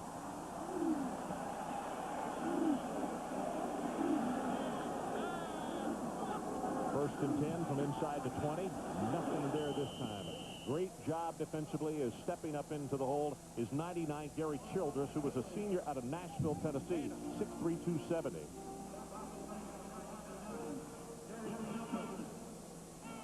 Travis Minor, when he gains over 100 yards rushing, you look at that record, so they want to get him off. But this is a team that'll come out and take what you give them. And if you're going to say, I'm going to stop the run, they're going to throw the ball to you till you open up a little bit, and then they're going to run the football. If you want to stop their throws, they're going to run the football. So they have all the weapons you need. 35 yards and 7 carries. 5-step drop this time, and he gets it complete to Walker. Just another receiver for Florida State, and he'll take it close to the 10. Carswell, who's been a busy guy, that's not a good sign. We've got him unofficially for 8 tackles in this first half as we're about to hit the 7:20 mark. The other thing I've noticed, Ron, is they're working the short side of the field. So when you have the ball in the hash and the corners off, playing off Crutchfield and Mance, when they're over there on that side, they're giving Florida State receivers a little room because they have no help on that side. 8 plays, 60 yards so far as you look into the eyes of Darryl Crutchfield. Got the short side of the field. Play action. Right over the middle. Incomplete. And it's dropped by Golightly. Had an opportunity to score a touchdown in his first 2 ball games, and he dropped that one. Perfect throw by Chris Winkie, and a fullback that comes out of the backfield. He was open, and Cimarelli time. Back on the field. Fullback wide open. Tough catch. Made him come back for the football. Probably Keith Adams was a distraction as he was right there in front of him, between Winkie and himself. 28-yard attempt. Cimarelli, can he make it 4 in a row? Yes. Kicking problems are no more. One last week, 3 here tonight. So 6:51 left until halftime, and our new score is Florida State 16 and Clemson 7. As you look one more time, Golightly with an opportunity to score, couldn't quite hold on. Take a break. Suppose you tell me why I'm hearing about the start of World War III on the television. Unless your leader immediately withdraws from his position, I will authorize the dropping of a multi-megaton nuclear device. There's going to be nothing left. No rebuilding, no aid, nothing. You must meet our terms unconditionally in just under 40 minutes. Mr. President, understand this. We have the power. We have the oil. I have the match.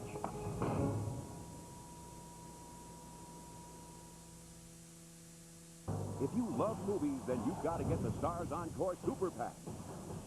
8 premium movie channels, hundreds of movies each month. All for just $10.99 a month. Call 1-800-333-DISH and order the Stars Encore Super Pack on Dish Network. I know who did it. New hit movies, Hollywood's biggest stars. You'll get great movies at a great value. Call 1-800-333-DISH and order the Stars Encore Super Pack.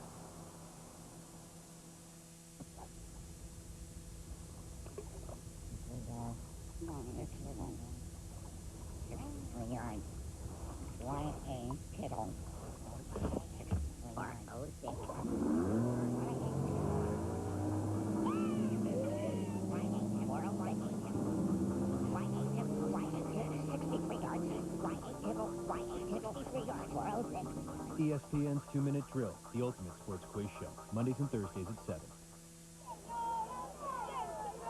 16-7, our new score. Ron Franklin, Mike Godfrey, Adrian Karsten, and a very talented crew of technicians, cameramen, video, audio folks. The young men and women that help us do these shows each week and do a great job. Back with you from Doak Campbell Stadium. Ron, 279 yards of offense, but having to settle for those field goals keeps Clemson alive. Keeps them in the ball game. You're exactly right. A 9-point margin. Last year at halftime, it was 14-3 Clemson. Again, Munyon kicks that thing 5 yards into the end zone. Matt says, nope, I'm going to go down on one knee. Wednesday night at 10 Eastern, a Sports Center flashback. Remembering Marshall 30 years later. In one of the worst tragedies in sports history, ESPN reflects on the plane crash that shattered a town and decimated the football program at Marshall University.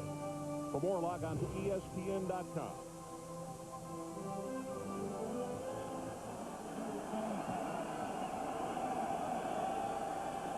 Dantzler, great protection again, going to go on top. Got Gardner turned around, and Rod was out there a step behind Cleavon Thomas, and the way Cleavon turned around immediately to the safety, he thought he had help, didn't he? Yeah, he really did, but didn't have any help. And Gardner is a big play receiver. We already saw early in the football game, he can change the field quickly. He holds 12 Clemson pass receiving records. Now to go to Zachary with the run. Breaks it out at 5-10, out close to the 35-yard line. It's going to be a gain officially of 14 yards. Chris Hope, the man who made what could have been a saving season tackle last year in this ball game. Without a doubt, Ron. That was the play of the year for Florida State. He kept Clemson receivers this first down. They tried a field goal. They missed it. They won the game and then won the national championship.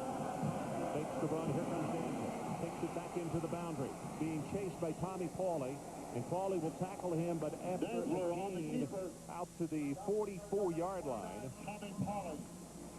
Not enough for the first down, but very close. And we're seeing a gutsy performance tonight really, by Dantzler. By Woodrow Dantzler. And another thing probably went into the decision. They have an open date next week before they finish their season against South Carolina. Second and short. They'll give it to Zachary. Little hop.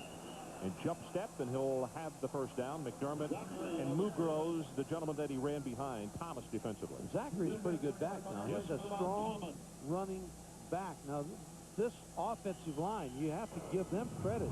Now, they've got 2 seniors and 3 juniors, so they're a veteran offensive line, and with Zachary behind them, but they're pushing Florida State's front around and gaining some valuable rushing yards. Actually, Mugroz and McDermott have graduated and are in graduate school.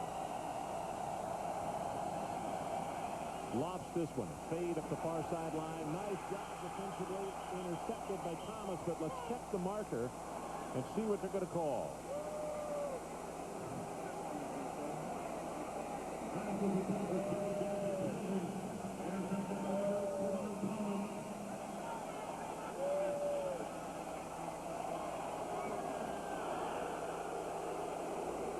Pass interference. Boy, I want to look at this one, Mike, because it sure looked like he used his body and just kind of rode him out of bounds, which is legal, isn't it? That's exactly what you're taught. He'll jam him at the line of scrimmage. Pushes him again, but maybe the second push is what he got him. I don't think so, because the ball wasn't in the air. Yeah. Pretty good job. Fans do not agree with that call. They wouldn't agree with it no matter what. Yeah. 10th penalty this half. 4 against Clemson, 6 now against Florida State. So a new set of downs, and they put the ball at the Seminole 38-yard line. And as Mike pointed out, with the 3 field goals, Clemson scores here. They are right back in this football game. They go with the run. Zachary, nothing. I mean, absolutely stuffed at the line of scrimmage by 45 Darnell Dockett, only a redshirt freshman. For everybody playing Florida State the next 3 years, think about that. Both of these defensive tackles are redshirt freshmen. Yeah, Dockett was a defensive end until the 3rd game. They moved him inside. He has 13 tackles for losses, which means he's up the field quite a bit from that tackle position. Mickey said he has so little experience, they didn't even make the move with him until after 2 days were over. Here comes Reynolds. Spins him out of there, and he's going to be tackled by the man we're just talking about, Darnell Dockett, trying to make himself a young star. What a big loss, too, Ron. You talked about Jamal Reynolds just rushing up the field, and then Dockett gets the sack that takes him a long way back from the 38-yard line. The difficult thing that you have preparing for Florida State is having your scout team give you any kind of look that's halfway close enough to the speed Florida State has when you're down lineman. You're not going to get it. Yeah, that's why you got to practice ones against ones to get any kind of look. Reynolds again, flushes him out of the pocket, throws it wildly and incomplete, and I'm surprised that Dantzler took that chance. A lot of garnet and gold jerseys in that area. He probably figured, Ron, it's as good as a punt if I can get it off. Good point. Maybe I can get an interference. But a good series by the FSU defense. What Tommy Bowden's probably talking about is pass protection, because Travis Zachary, too many guys went free on that last couple plays. Semany with an outstanding average tonight. It's his 4th punt. Cleavon Thomas, the deep man for Florida State. Wobbly spiral. And there's the ball right on his fingertips. So we'll take a timeout. 31 yards in the punt as you look at Dantzler spinning out of the pocket under duress and sacked by Dockett. ESPN the magazine. Well, thank you for the call. Dan, can I put you on hold? Dan Patrick wants a free Polo Fleece pullover. He writes a column for the magazine. But he's not a new subscriber. Sorry, Dan. No can do on the fleece. It's only for new subscribers. It has a half-zip front and embroidered ESPN the magazine logo. And best of all, it's free. ESPN the magazine. It's Rich Eisen. He's called 3 times. Sorry, Rich. I agree, it's a great-looking fleece, but it's only for new subscribers. Subscribe now to ESPN the magazine and get your sports the way it ought to be. Big and bold, fast and furious. Within-your-face photos, amazing interviews, and behind-the-scenes coverage of what's happening now and what's happening next. All with ESPN attitude. Stuart Scott wants the fleece. Booyah! Call now for ESPN the magazine. Get 26 issues, a year's worth for just $1 an issue. That's 66% off the newsstand price. And your fleece pullover is free. It's Chris Berman. He could go all the way! Call now for ESPN the magazine and your free fleece pullover. 1-800-491-2233. Hot Bellies downtown, Tallahassee. These college towns on Friday night, from the video we get, they rock pretty good. I have to admit, Mike and Adrian and I don't do a lot of that, but we see the video the next day and take the young guy's word for it.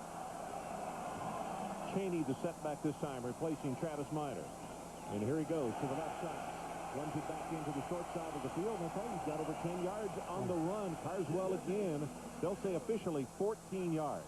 Yeah, Robert Carswell almost didn't take the right angle at him. Sixth in Clemson history in tackles, and he's the top defensive back in the history of Clemson in making tackles. Explain something to the viewers. What have they seen? They continue to go back into the short side, back into the boundary. I think the strong safety, the extra defenders to the field, they're going to choose to go to the short side. Going to throw over there. Got him wide open, but he held on. Walker. And Ron, the coverage is rolling to the wide side of the field, which means you're going to get the one-on-one situation with Crutchfield into the short side. They're just going to take it as long as it's there and as long as Clemson gives it to them. A one-handed catch and also got both feet in bounds. What kind of control is that? Walker now 4 catches for 59. Early on, it was Atrus Bell who was his favorite guy. Now an adjustment on the outside with the receivers by Clemson. Got a defender out here, a little closer. Safety valve is covered. Better slide. He knows how to do that better than anybody on the team. 6 years in the pros with the Toronto organization. Perfect form there. 13 yards on that play. I don't think he ever stole any bases, though. He's a nice young guy. Oh, he is. He's really a pleasure. Now watch this slide. Get down. Second base. He was safe. They spotted at the 40. Clock runs 3 minutes and 50 seconds remaining until halftime. Florida State 9-point advantage. Linebackers stay at home, and with the running play, maybe a gain of 3 as Jeff Cheney will be tackled. Carswell again. We're going to check on Carswell's numbers to see how many tackles they have him officially for in the first half, because we have... He might move up from that 6th spot to 5th tonight. Yeah, he could. 320 total yards offense for FSU in this first half. Interesting. In the second quarter, Florida State has held the Clemson Tigers to what? 37 yards. They had 100 in the first quarter, 37 only in this quarter. Cheney tripped up that time. The man who got a hand on him appeared to be Holloman, Jason Holloman, senior out of Decatur, Georgia. Now let's see if they go to the wide side of the field and throw the football here, Ron. If the adjustment, same as Clemson's going to give into the short side.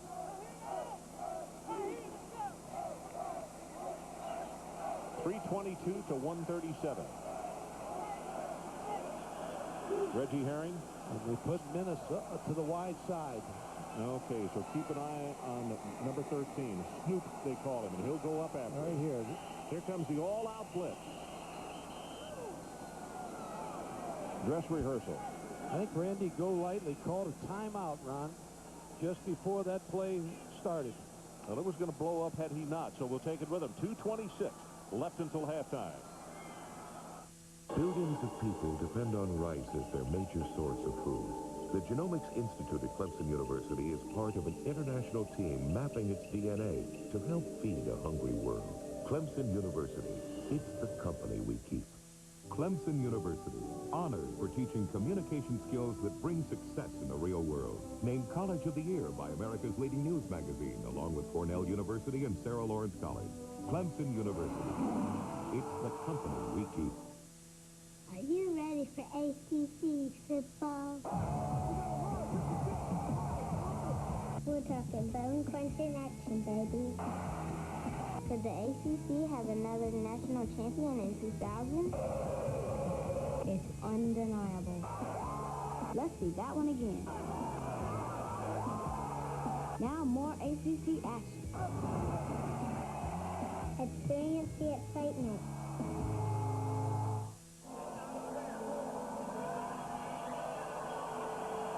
16-7, Florida State leads it. And tonight's Aflac trivia question. 1989 was the last time Clemson won here in Tallahassee, as Florida State started the season 0-2. Who was the only other team besides Clemson to defeat Florida State that season? We'll have that answer later on.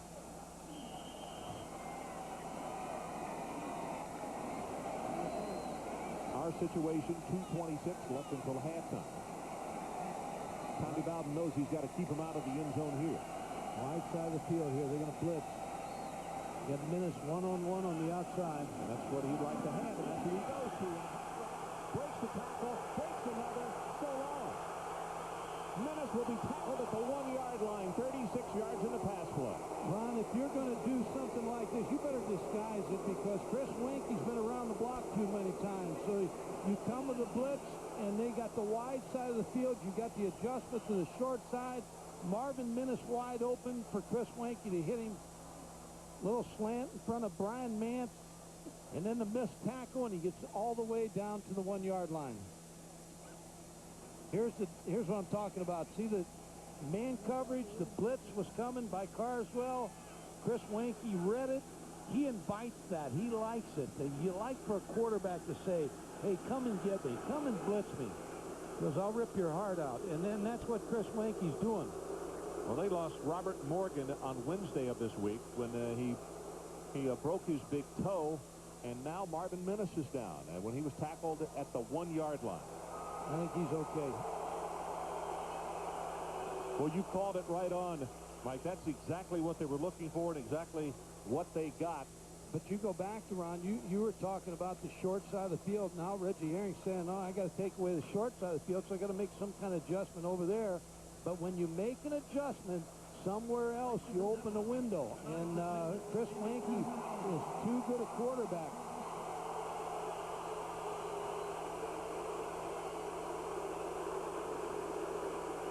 Now, William McCray scored 5 touchdowns, Ron, down here as Marvin Minnis comes off the field. So I wouldn't be surprised to get the ball to go lightly here.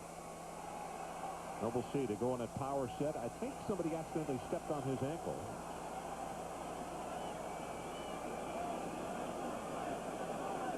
Williams, Braxton Williams, I think, is the young guy who accidentally stepped on Minnis' foot. They give it to go lightly. Let's touchdown for the freshman.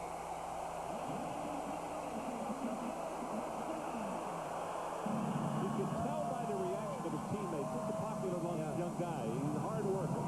They like him. They like the belly when they get inside the 3-yard line. 7 plays, 80 yards, using up 2 minutes and 13 seconds.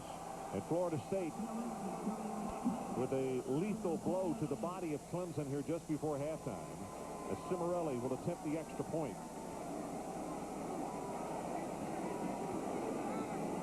They've had one too many folks on the field.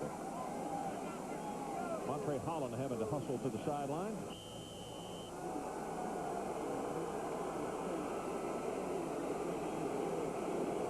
Cimarelli hits the upright to the left, and it goes through, and that's not a good sign right there as Minnis is being helped to the locker room. I guess they will get that shoe off and check him over before everybody gets back in there. Let's check with Brian Kenny. Brian, what do you have? Ron, coming up at the half, Florida State might get back to the national title game, but Virginia Tech will not. What happened there against Miami? Northwestern and Michigan, the thriller there. It might be the game of the year. And Tiger at the Tour Championship. We'll have that SportsCenter in game coming up the half. Ron? Boy, I tell you, that's really a star-studded field with Singh and Tiger Woods tied for the lead going into the final round, and there are some other really good golfers that are within striking distance. So Dantzler, incumbent upon him in this 2 minutes and 9 seconds to get some kind of points on the board for Clemson, because as we mentioned, 100 yards for them in the first 15 minutes, only 37 in this second quarter. 23-7, big lead for the Seminoles here. Again, the kickoff just has not allowed them, the Munyon has not allowed them any room. Does it again. He's going to kick it out of the back of the end zone. All of a sudden, this kicking game is solid for FSU. Well, busy day in the BCS. Oklahoma won handily over Baylor. Virginia Tech falls. Florida State right now with things in hand, but a lot of football left to play. Then Nebraska, they won big, and Miami, who had the big win over Virginia Tech. Well, I think everybody moves up a spot. Maybe Miami hurdles Nebraska. Virginia Tech will still be in the top 6. Oregon won. Washington won. Close games. Not sure about them computers. Not much personality, no, right, Mike? They don't have any personality, and question the computers. Now, there was a hold on the kickoff, and that's the reason for the discussion. Any computer that has Florida State the 10th best team, I got a question. Now, I missed that. Well, it takes a little bit of everything. Not just where the computers wind up, but it takes a little luck.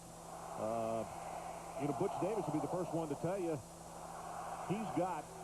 We have holding by the kicking team during the kick. That's first down.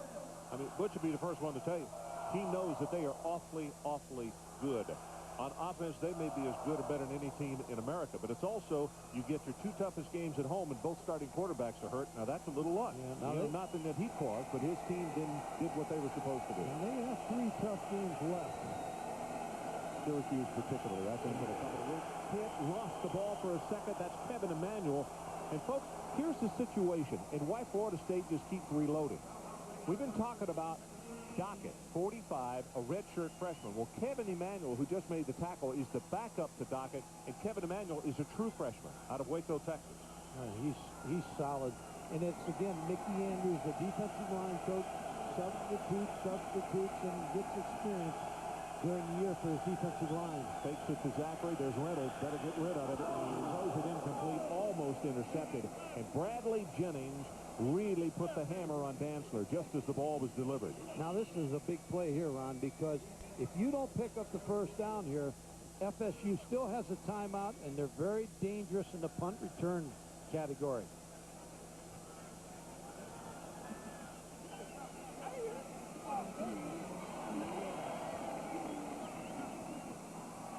Got to turn this down, right? Yeah. Holding by the offense. That penalty is refused. Third down. Yeah, FSU wants to trade it down there. They want this football back.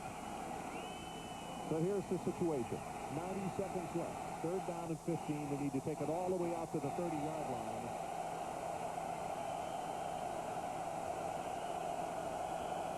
Brian Allen back into the lineup.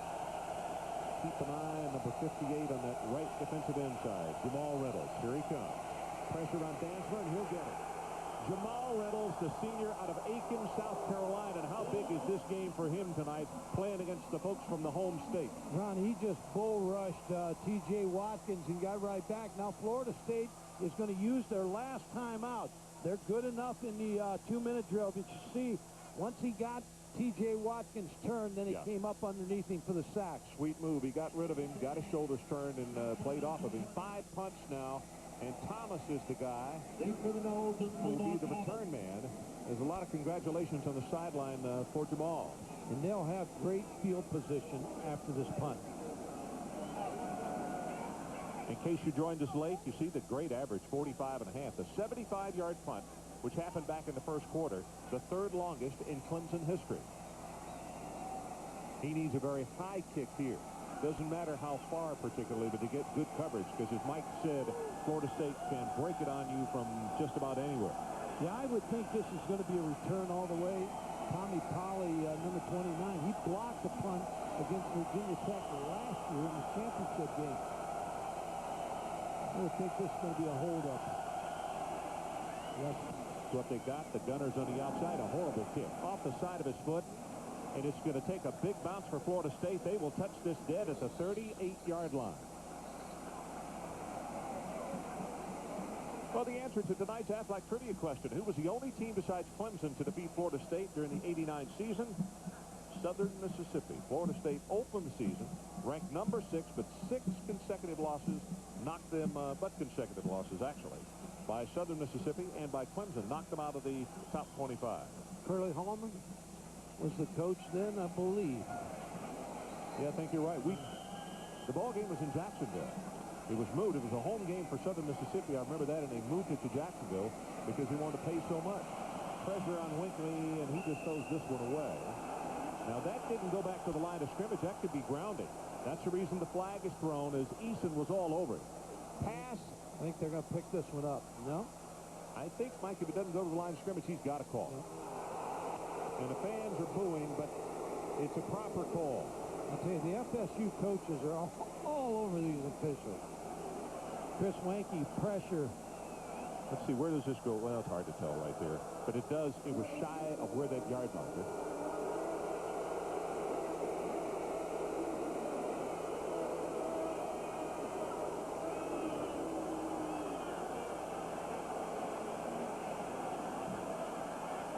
Chris Wanke, and you see him chewing out some offensive linemen, and they refer to him as the boss. He's a great leader. Mark Rick, the offensive coordinator, says everybody listens to him.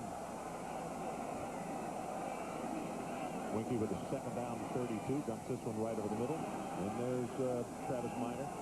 And just a minimal gain there as Keith Adams will make the stop. I asked Mark, I said, do you coach differently? You've never had a 28-year-old player before, have you? He kind of smiled. He said, I don't chew on my quarterbacks very much anyway. And I have a strong feeling that if you have to motivate a quarterback, you've got the wrong guy in the position anyway. He's there for teaching.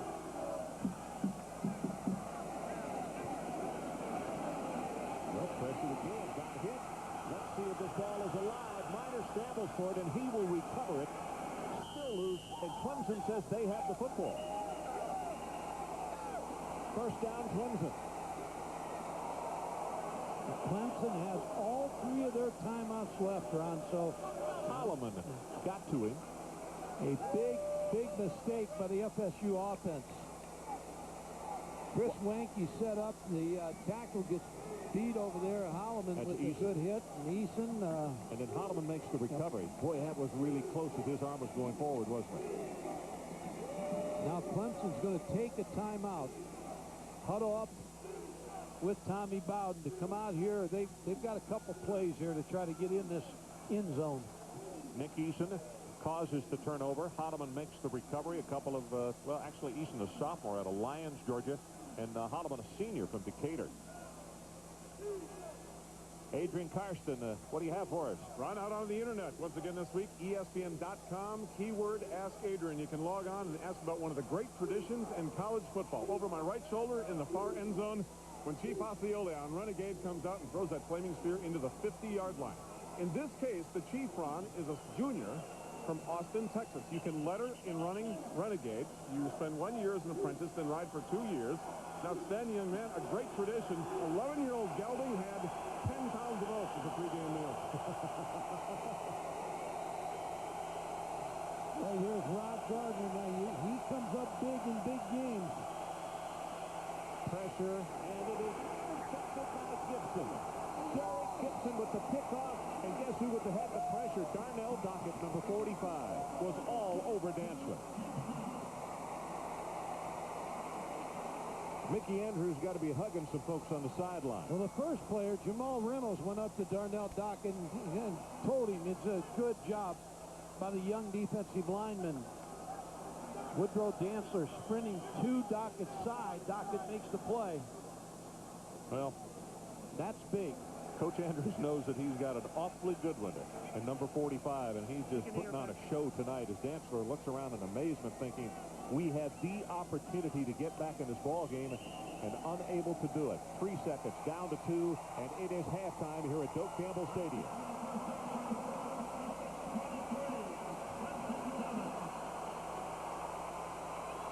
As they head to the locker room, our score, Florida State 23, Clemson 7. Now at Sports Center in-game. Brian Kenny with the Buick halftime report. Brian?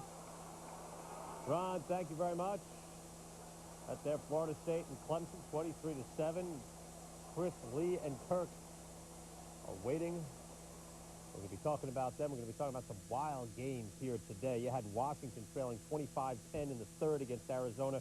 Northwestern trailing 28-10 to Michigan in that game. And you had some wild comebacks on the way. Of course, we've got Miami staking its claim, the air attack against Virginia Tech. And Tigers trying to hold off David Duval and DJ Singh. We're coming back after this. College Game Day, Saturdays at 11 on ESPN. You're about to see something special. Introducing the 2001 Buick LeSabre Special Edition. It's all about safety and comfort and that devilish grin you get knowing you just got the better end of the deal. Like a $1,250 value on the 2001 Buick LeSabre Special Edition. You can get real comfortable with that. Come see something special. Come see your Buick dealer today. Our business has always been about the direct relationship with the customer. That's what it's always about. What do you want to use your computer for? I guess the biggest priority is getting online. I want to make home movies and edit them on the computer. I'd like to know, like, what I should buy for, like, a teacher. Give us a call and tell us what you want to do. We'll set you up with a Gateway Essential PC, Intel Celeron processor, and a Year of America Online, all for under $23 a month. Because in Gateway Country, people rule. That's what it's all about. Man, I'm hungry. What, $1 for a sliver of raw fish? Sushi. Sushi? Where I'm from, we call that stuff bait. What else can you get for just $1? Well, I can get a 20-minute phone call for only 99 cents. Quit kidding around. No, it's true. Dial 10-10-220. It's just 99 cents for all calls up to 20 minutes. And just 7 cents a minute after that. And get this, there's no monthly fee. 10-10-220 really is a great deal. We know. Hey, you forgot to cut this. Dial 10-10-220. And hi, everybody. Brian Kenny here. Sports Center in-game at the half. And sometimes the game of the day is a blowout. Sometimes an interesting second-place game turns out to be the game of the year. We're going to start with Virginia Tech. They've beaten Miami 5 straight years. But this time around, the spectacular Michael Vick was injured. It turned out to be a major injury. Take a look here. The ankle, the sprained ankle for Michael Vick. Did not practice all week, but would he be able to put some pressure on it? Well, Dave Meyer got the start. Dave Meyer is not Michael Vick, and the pressure just too much for him. Ken Dorsey, meantime, first possession for Miami, up top, sent Panama, 42-yard touchdown. That's a statement, 7-0 Hurricanes. Later in the first, Michael Vick is going to give it a shot. But it's 14-0 in the second quarter. Watch this, on a 3rd and 9. He's very tender ankle, couldn't even plant on it. First 6 possessions for Virginia Tech, 5 punts and a fumble. Miami got the ball back there, and here in the fourth quarter, 28-7, Dorsey again to San Panama. Look at this, 4 catches, 154 yards, flat and everything. In he goes, Dorsey 11 for 23, 283 yards in the air. For Virginia Tech, it snapped a 19-game regular season win streak. Miami with the explosion plays, 5 of their 6 touchdowns were over 40 yards, so Miami will move up. Virginia Tech will not be playing for the national championship. Game of the year time, Michigan and Northwestern. Now 4th and goal, less than 2 minutes to go. Northwestern down 51-46 in the air. Damian Anderson. Oh, took too much time to think about it. Zach Kustok had it in his hands. That after having a touchdown called back by a penalty. So Michigan just running it out. Everything's fine. Oh, and Anthony Thomas, with daylight ahead of him, dropped the football. So 23 seconds left. Northwestern again. And Kustok to Sam Simmons. 54-51. Michigan mishandled a field goal attempt that could have tied it. Keep in mind, it was a 57-yard field goal attempt, but do yourself a favor, watch the extended highlights at midnight Eastern, where they guys get out here, 54-51, barely do this one justice. Northwestern wins yet again after winning last week on the final play of the game. The Pac-10 now, Arizona and Washington, fourth quarter, this is a wild game. Huskies trailing 32-28. Marcus Tuiasosopo is in, 35-32 Washington. Again, they were down 25-10 in the third quarter. Arizona gets the ball back. Ortiz Jenkins to Bobby Wade, and they're still alive. Getting closer in the final minute of play. Just need a field goal. Same drive. Jenkins again. Long completion. Sets up an Arizona field goal attempt. Now here we go. New Heisel ready. Oh, please. Sean Keel is on. Field goal stuffed out. Washington winning another thriller. Again, they were down 15 points in this one. The Washington wins it 35-32. And again, Washington is the one team to be able to hang a loss on Miami. Oregon over Washington State in overtime. Second straight week, Oregon wins in overtime, and the Ducks stay unbeaten and on top in the Pac-10 race. Well, meantime, Miami fans, of course, saying, hey, Florida State above us in the BCS rankings. We beat them, but Washington can say the same thing about that one loss that they have, and they also beat Miami. So, with that in mind, Chris Lee and Kirk can sort this out for us. Busy day for the fellas. Went from Miami to Tallahassee. Let's go to Tallahassee right now. Chris? Well, Brian, thank you. Yeah, this is the nightcap for our day-night doubleheader, and it looks like a Florida team on its way to dominating an out-of-state team once again. 7 possessions for the Seminoles in the first half. They score on 5 of them. The only good news for the Clemson defense, they did force Florida State to kick 3 field goals. Of course, the good news for the Noles is the field goal kicking game appears to be improving, as does every other aspect of this dominant team so far. Well, first of all, let me tell you one thing about Chris Winkie. I actually said before that Chris Winkie should win the Heisman, but I'm telling you right tonight, this guy is the leading candidate. I saw Josh Heupel a couple of weeks ago. Chris Winkie is the #1 candidate for the Heisman. There's no question. The Florida State defense is so quick. They're very good. But I'm telling you right now in advance, if they don't get better coverage in the secondary with those short corners, I think Florida could score at least 45 on them. It'll be like 50 to 45 Florida State. I think you're about to coach me up here for the second half. You've given up here tonight. No, forget about it. All right, don't get too emotional with Chris Winkie. They're having a great night. He's one of the greatest quarterbacks. But don't forget about Josh Heupel and Drew Brees when it comes to the Heisman Trophy. As far as this game is concerned tonight, it's obvious. I think Florida State's vertical passing game, you've seen Snoop Minnis get downfield a couple of times against that man coverage. Florida State attacks downfield better than any other offense we've seen this year when they're clicking. And Chris Winkie is a machine back there. He's like a coach making great decisions time after time. He's very accurate. The only chance Clemson has in the second half, they have to somehow create some turnovers to get the ball back. Winkie's got 302 yards at halftime. Missed opportunity at the end of the half there when they threw the interception following the Winkie fumble. Of course, the only team that has beaten the Florida State Seminoles this year, Miami, took care of another piece of unfinished business this afternoon by knocking off Virginia Tech. Hurricanes still have 3 more Big East Conference games to go, and the backdrop of that win has been the controversy of these Bowl Championship Series computer rankings. Miami should jump up to, we think, 3rd or 4th, but not past the Noles, so they can hang on. Boy, I tell you what, we saw Miami live in the color, and they're very, very good. They can run the football with big, strong running backs. They can throw it to guys that can fly, and I'll tell you what the key to that football team is. Their offensive line has got to be as good as any offensive line in the nation. You can't get to Dorsey. They can run, block. Whew. Miami's a very fine football team. Very fine football team, and they have such good balance. James Jackson is healthy. He's running with great authority right now. The offensive line is solid. And Ken Dorsey, he's making better decisions week after week after week, becoming a complete quarterback. And on defense, the Canes are flying around. The Canes, if you look down the road, what they have coming up, they have Pittsburgh at home, which will be a challenge at Syracuse, and then they end the year against Boston College. The Miami Hurricanes need to stay focused because the Canes right now are one of the best teams in the country. Coach coaching the Canes. Good coaching the Noles. Neither team needs much coaching today. Miami, no turnovers, no sacks allowed. Nearly flawless performance. So, if things hold, the controversy, Brian, will continue in that BCS standings between the Hurricanes and their rivals to the north here in Tallahassee. Back to you. All right, Chris, thanks very much. 23-7 is your score at the half. We'll come back. Got some big games in Conference USA and the SEC. You're about to see something special. The 2001 Buick Century Special Edition. Luxury, quality, the little buzz you get from driving it. The 2001 Century Special Edition is all that and less. $1,250 less right now. Century has been a Consumer's Digest Best Buy for 4 straight years. Come see something special. Come see your Buick dealer today. Now, AARP members get an additional $500 value on 2001 Century Special Edition. See current modern maturity for details. Introducing the new Insider Pizza from Pizza Hut. It's like a pizza inside a pizza. You get more cheese, more crust, and it's packed inside an already outrageous pizza. It's one thin crust piled with 6 cheeses, then sealed with another thin crust with even more cheese. Oh, yeah. So how do we get it all in? Hey, we're Pizza Hut. We put cheese in places you've never dreamed of. Just $9.99. $9.99? That's not inside. That's insane. The Insider Pizza from Pizza Hut. Another one of the best pizzas under one roof. It's here. Inside is unlimited strength and power. This is Bowflex, an entire gym in one easy-to-use machine.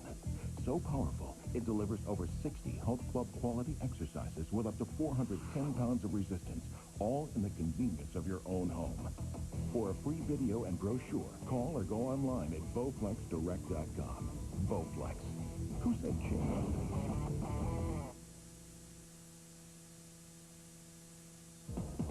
Sports Center in-game. This halftime report is presented by Buick and your local Buick dealer. And the SEC, Alabama, even with a lame duck coach at 3-5, could still get to an SEC title game, and with a win there, get into a BCS Bowl. LSU had last week off. Josh Booty, though, has led this team to 2 straight wins. LSU hasn't beaten Alabama at home, at LSU's home, since 1969. There it is. Would they indeed? Fourth quarter, LSU leading 23-21. Josh Booty in the air. Robert Royal, he's rumbling in.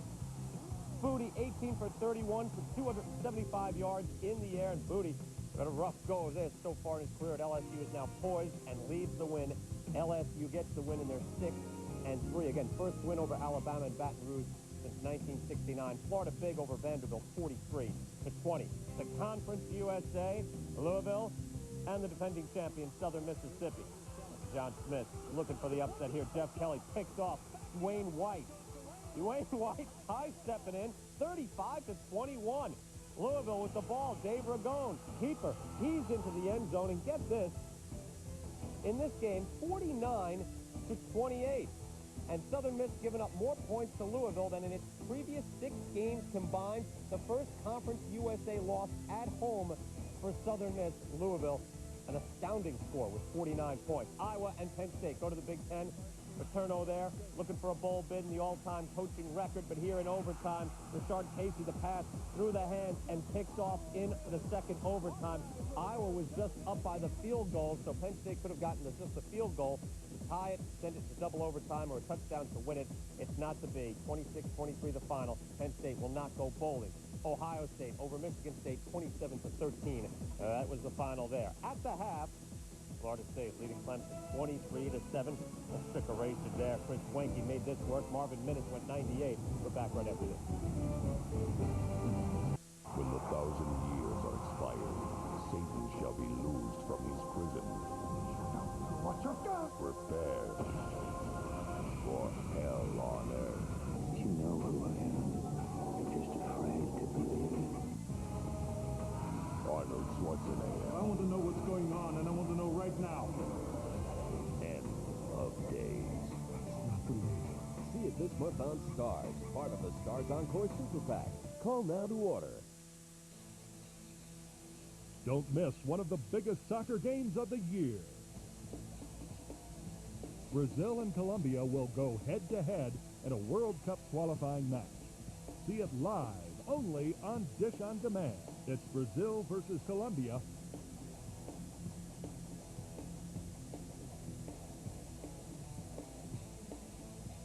It's Brazil versus Colombia, only on Dish on Demand.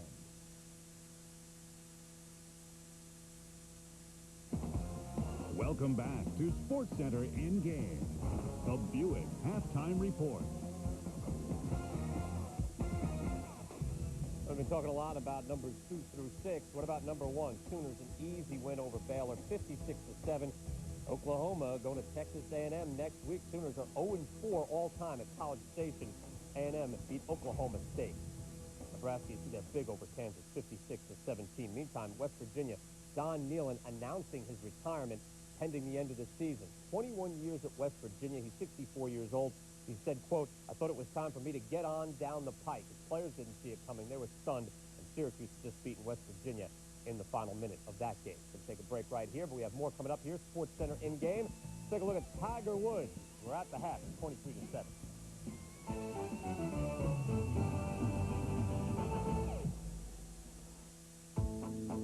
You're about to see something special.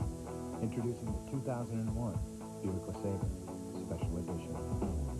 It's all about safety and comfort and that devilish grin you get knowing you just got the better end of the deal. Like a $1,250 value on the 2001 Buick LeSabre Special Edition. You can get real comfortable with that. Come see something special. Come see your Buick dealer today. today. What does it take to get a plane off the ground? 50 tons of aluminum, 95 miles of wire, thousands of engineers, 1,200 suppliers, 3 million emails, 27,000 e-business transactions, and one very powerful e-business solution that makes the whole thing soar. SAP. As America's population has grown over the last 2 decades, there's been a 16% decline in the number of physicians trained in the U.S. So Florida State University is building America's first medical school in a generation, training physicians for a growing elderly population, and doctors who go out of their way to care for small town and inner city America, meeting a world of needs, making a world of difference at Florida State University. And to golf now, Tiger Woods looking for his 10th tournament win of this year. Only 3 golfers have done that in the history of the PGA Tour. Tour Championship, and Tiger Woods 1 stroke back behind David Duval coming into round 3. Tiger Woods, 8 under par. Editor's embellishment, teeing off here on 6. It's a par 3. And Tiger's going to bring this one pretty close. Knocks it down. He'd tap it in there for an easy birdie. They go 9 under par. Tiger's 3rd shot on 15. This is par 5 out of the rough. Look at that.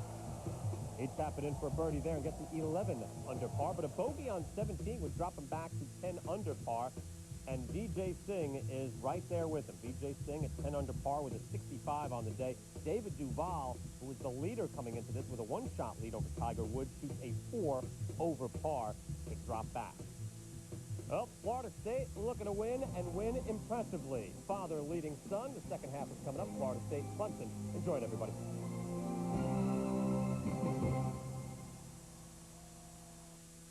Showtime Unlimited.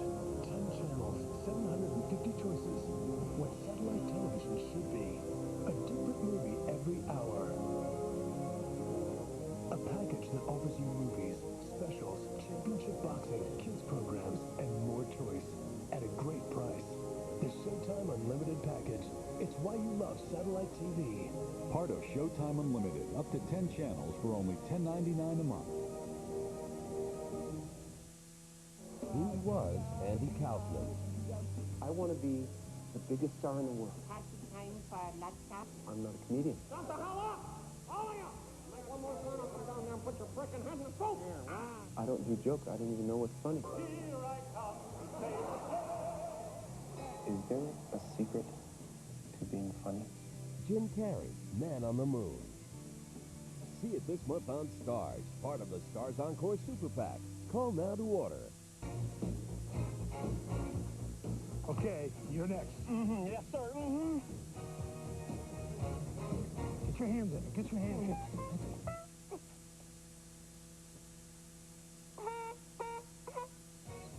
We're gonna fight, fight, fight all day and night. Woo! Woo! Okay, you made it. See you on game day. Yeah!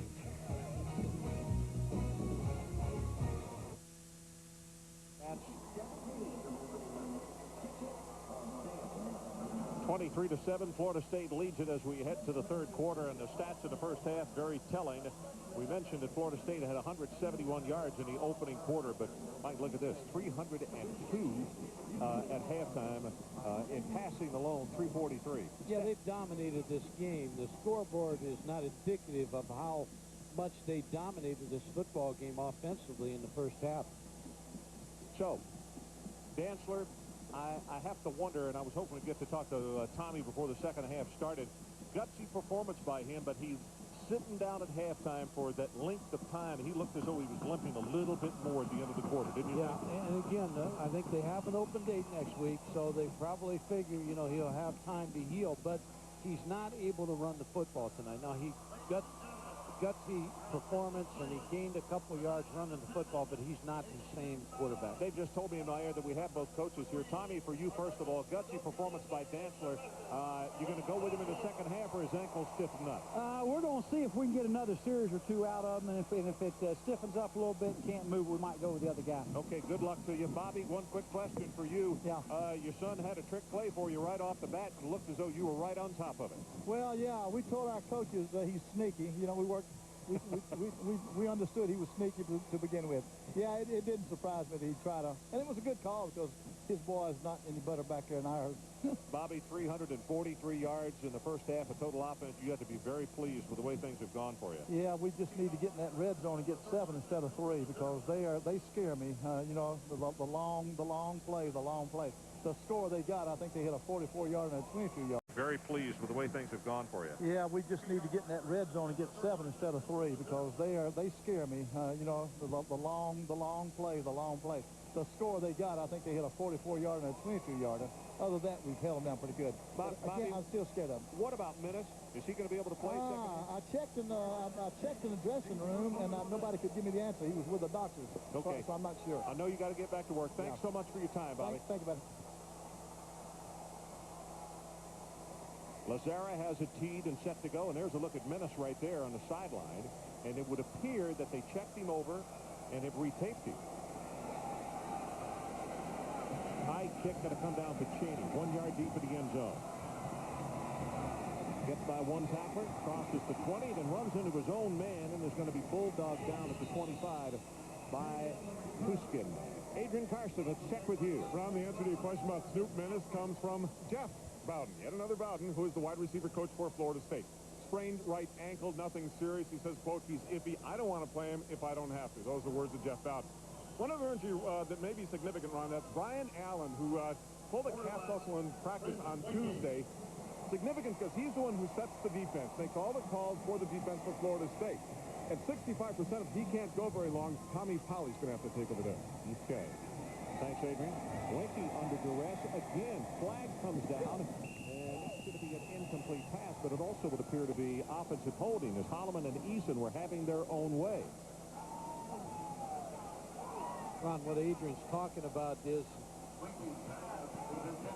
when you have a captain who makes the calls like Brian Allen, you always work different linebackers. Now Tommy Polly will take over that duty, gets the signals from Mickey Anders to the sideline, and they shouldn't miss a beat. Well, it's one of those things. It sounds simple enough when you say he's the guy that lines us up right. But he's got to see formation and also get the signal from the bench, and that's exactly what he does. You practice that. You practice if you're going to lose a guy. You practice the second and third guy, so you get them ready for that. Winky, probably the worst pass that he's thrown tonight. Javon Walker, the intended receiver.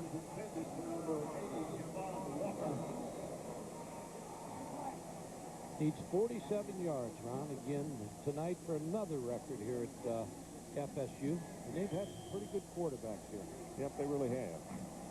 Like I said, though, and there have been some special kids and some special relationships, as you see the banner for Chris, and certainly one of the top 3. But Mark Richt has a really special feeling about this young man, and so does the head coach. He is the boss. Going to go long on this one. That's the far sideline, and just a little bit too long, intended for Atrus Bell. Huntsville's the man that had to cover. Looked like Atrus misjudged that play because he put his arms out way too soon. Good coverage by Darryl Crutchfield. Now Clemson should end up with good field position.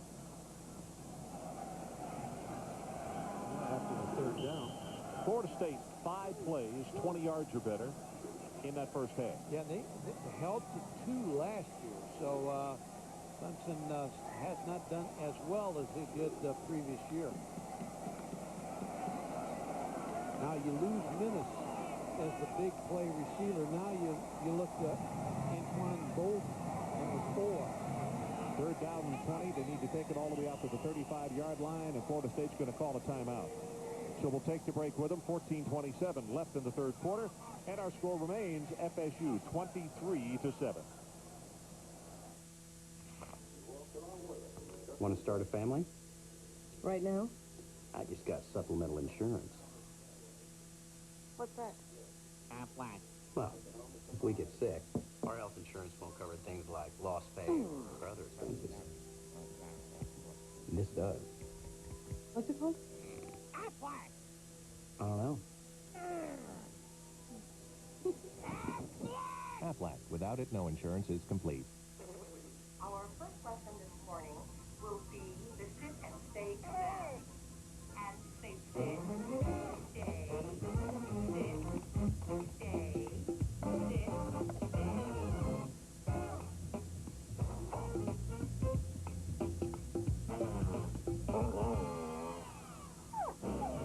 This dog's in big trouble. Buy online, return to the store. No problem. BestBuy.com. It isn't that easy. Now at Zales, save up to 50%. Plus, get an extra 10% off everything with your Zales charge card. Like this 5-carat bracelet, just $4.49 with your Zales charge. Now through Saturday at Zales stores nationwide or shop online at Zales.com. A crew sent to colonize Mars is about to discover there's no place like home. Val Kilmer, Carrie Ann Moss, Red Planet. Rated PG-13. Starts Friday, November 10th.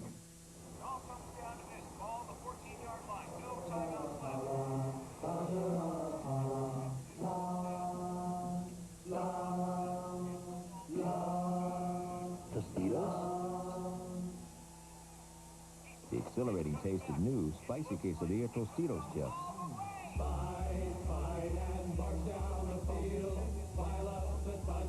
It's fun for everyone. Dig in, kick back, Tostitos. Some of the folks at the upper level of the stadium here at Doak Campbell, newly remodeled year before last, and they're out of the box areas up there, walking outside to enjoy what is a very pleasant evening. Beautiful facility. You have to take your hats off to Dave Hart, one of the best ADs in the country, for what has been accomplished here in the building process. Third down at 20, and here they go with a run to Travis Minor. Tripped up as Keith Adams, who got a handout and stopped him just shy of the 20-yard line. Keith Adams has 106 tackles coming into this game. Not the year he had last year, and Reggie Herring said, you know, the numbers he put up last year were just astounding, and you can't reach those. But he's playing well. Only the second punt of the night.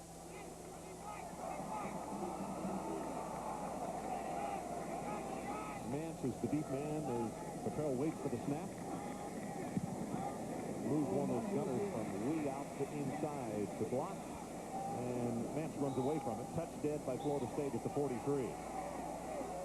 39 yards in the punt, and it looks as though it is going to be Dantzler. Yeah, Woody Dantzler had a good first half, but not what you'd expect of number one quarterback. He sprints out to the left, and he's looking to throw, and then he tries to pick up some yardage. Same thing here, sprints out to the right, and then throws the ball, but you can see the limp.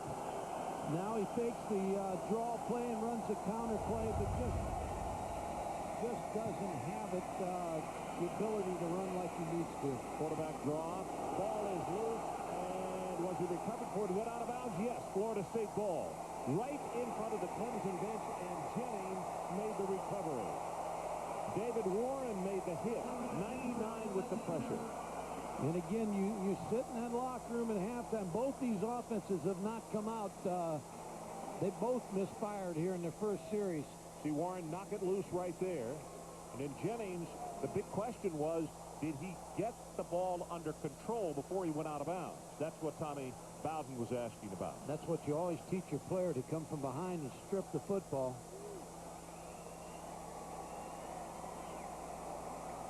Now, after a turnover, do you go for the throat? Well, seems like a good idea, but they keep it on the ground. And this is number one, Jeff Cheney, as they continue to alternate those tailbacks. And they're very effective with Minor and also Cheney. Last week we saw also Davey Ford and Greg Jones, so all four tailbacks. Yeah, Cheney, you know, when you talk about a backup, he's averaging almost 5 yards a carry. Marvin Minnis in the football game, Ron.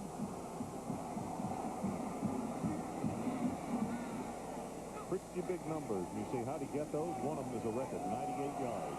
They go out to Bolden, though, and Bolden will be knocked down by Mance after a 12-yard gain. Now, he's going to be the next great receiver at Florida State. Number 4, Anquan Bolden. From Pahokee, Florida. Just developing into a great receiver.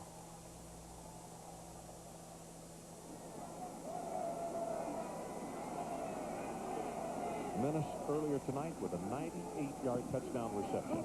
This pass just a little too far in front for Coleman Gardner. Now, Ron, they're going back to, again, what they did in the first half, into the short side of the field. You see the coverage, that he's got quite a bit of cushion over here. Just can't make the catch. Gardner against Crutchfield. Come right back with it again. Just underway, third quarter, 23-7, Florida State.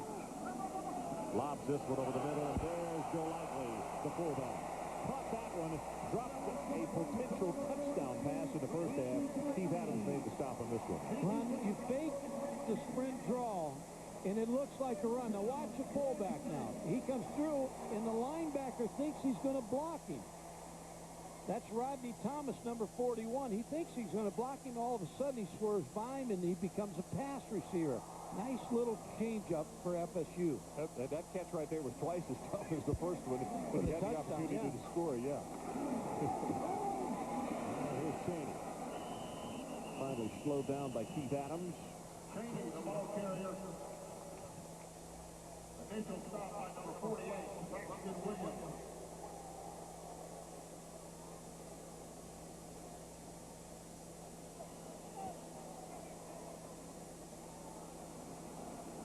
Florida State's offense to open the second half, nothing there. And then Clemson comes out, and they turn the ball over. But Dantzler on a scramble, hit from behind by Warren. Jennings with a recovery, and the ball now resting at the 19-yard line with a 2nd and 6. And again, they go off the ground in a big opener. At the 10, at the 5, it is down to the 4. And it's Carswell on the stop at the gain of 15 yards. Jeff Cheney shows you some acceleration in the secondary. Good job by the offensive line to knock everything down inside, and then he cuts back, gets in the secondary, and Carswell saves a touchdown. Go lightly again with a very good block. A good cutback by Jeff Cheney. Yeah, he sealed off Chad Carson at the middle linebacker. Go lightly did. And allowed him to change direction freely. Bounces this one to the outside. It gets off one tackle. Almost had the ball knocked loose. He'll take it to the 1. Carson finally on the stop, and also Hazley. Now, when you're calling plays down here and you're hit 23-7, you say, okay, should I give it to Jeff Cheney? He's got us down here. Usually you want to give it to the guy that got you down here. But their fullbacks carry the ball inside the 3-yard line quite a bit. So it could be go lightly, could be Cheney. I think they're going to give it to Cheney. Mark Richt making some very nice play calls tonight. I think Cheney's earned it to get in here. Power eye to the left. They give it to go lightly. Scores his 2nd touchdown. From right here in Tallahassee to the high school linebacker. 3 touchdowns in 2 weeks. Think he's not excited? Good job up front, blocking again, and go lightly, smells the end zone. Now it's Cimarelli time. Lee Corso somewhere in this stadium, he's happy that they have a kicker. And Cimarelli does his thing. 10-17 left in the third quarter. Randy Golightly will score it. It's 30-7 Seminoles. They're the largest creatures on Earth. They've adapted and evolved with strength and determination. The kind of strength that helps the Pacific Life family of companies manage more than $300 billion for its clients. And determination that has guided Pacific Life for 130 years. Size, strength, longevity, offering annuities, insurance, and investments.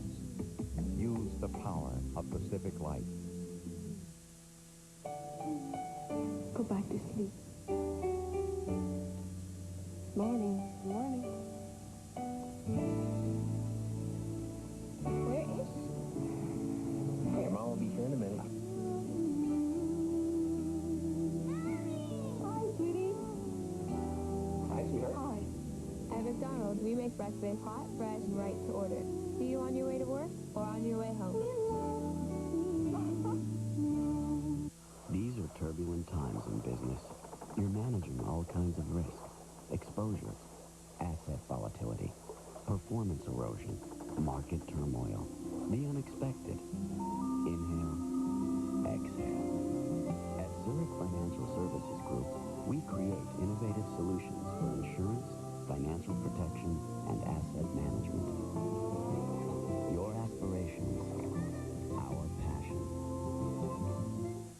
The Hurricanes' double-threat offensive attack keep defenses guessing. Now can Pittsburgh find the answer? Pittsburgh versus Miami at noon, next Saturday on ESPN2.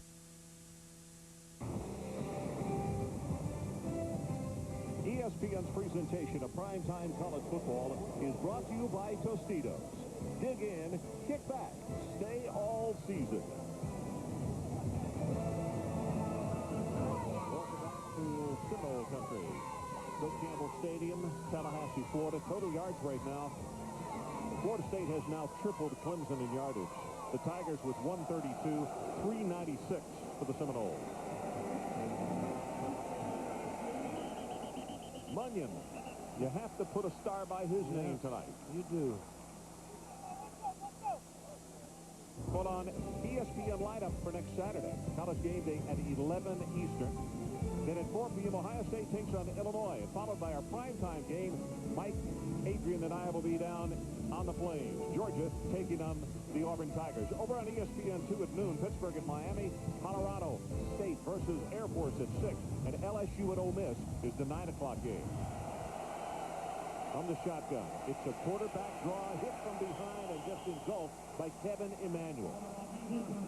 Now, Emanuel is another youngster that was outside, and they moved him in. Normally, the progression is you can take him from outside and put him in. They don't go from inside out. Right, Coach? Yes. But they may move him back outside with Jamal Reynolds and Warren, both seniors this year.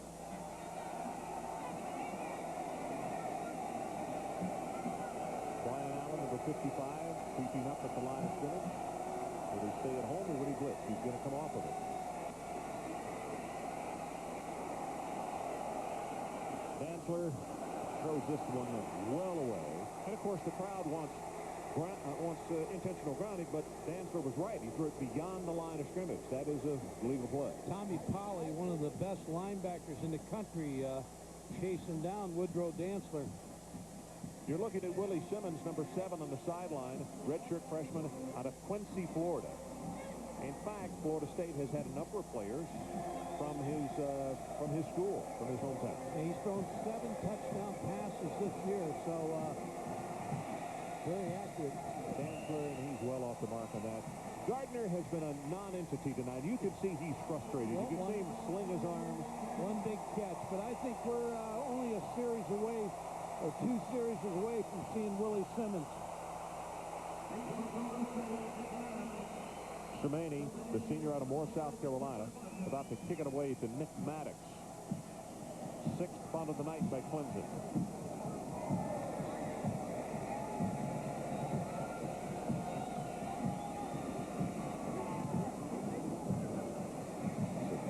Driving spiral all the way back to the 34-yard line. And great coverage by Clemson is knocked down immediately by Youngblood.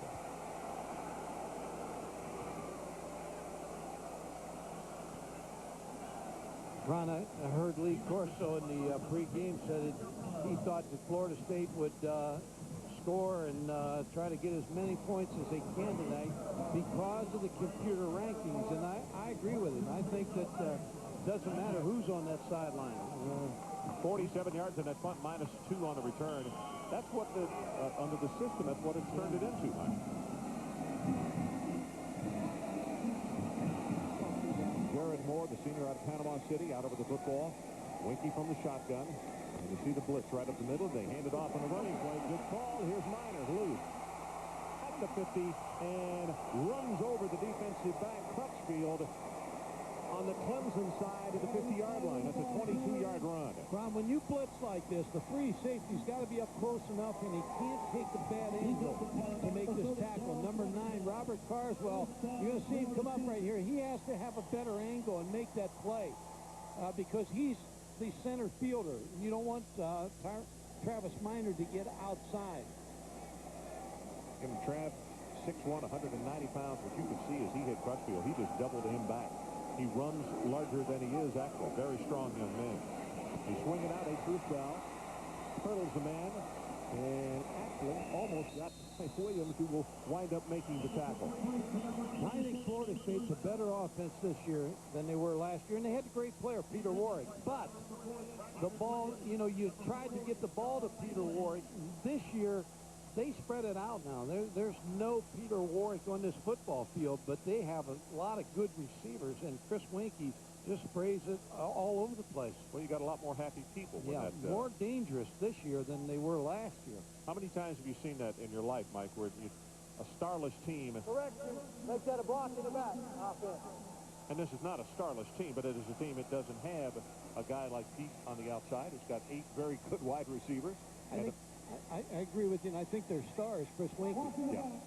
He has replaced Peter Warwick as the star. He's the star this year.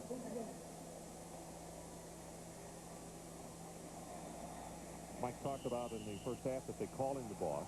But he's not afraid to bark at those linemen or the receivers when they don't do things properly. So after the illegal block in the back, it is a first down and 15. Pumped it once. Deep over the middle. He's got wide open. There's Javon Walker. Actually not wide open. The defender, Mance, was on him, but the pass was thrown perfectly. 31 yards. And I like the thing about Chris Winkie. You know, last year, a lot of when he come out for the NFL draft, and here he just throws the ball right on the money to Walker. But and maybe the defensive back there, Mance, a little bit too early. But he came back because he didn't like the way the NFL had him rated. They had him rated anywhere from the 3rd round to a free agent. He's helped himself this year. You know, he helped himself by coming back and playing an extra year. 8 different receivers for Florida State tonight. Winkie to the near sideline. Oh, almost a great catch by Bolden, but he couldn't hold on. Ardley was the closest man to him. You start looking around, as much as that defense for Clemson has had to play, and all the routes that Florida State has run, those DBs and the linebackers got to be tiring a little bit. Oh, there's no doubt. And you're substituting wide receivers, and they're staying in the football game. And you sprint them all the way down the field, and then even when you run the football, you sprint them down the football field, and then you block them. Pitch back, they fake the reverse. Pretty good tag by Chad Carson, Jr. out of Noonan, Georgia. He's the most productive linebacker this year. He leads the Clemson defense. Chad Carson with 117 tackles coming into this game. He had 22 tackles in the Georgia Tech game last week. You talk about being busy. Good night's rest after that one. This is a veteran football team. Except for one sophomore starter, they're all juniors and seniors on this Clemson football team that starts on offense and defense. 3rd down and 9. They need to take it to the 8.5-yard line. Blitz right up the middle. And incomplete is the pass intended for Minor. And Atruce Bell looks up and said, wait a minute, wasn't even intended for me, and I got my head taken off. Carson with the pressure along with Braxton Williams. Cimarelli time. You know, how long has it been since Sebastian Janikowski was here where they look forward to the field goal attempt?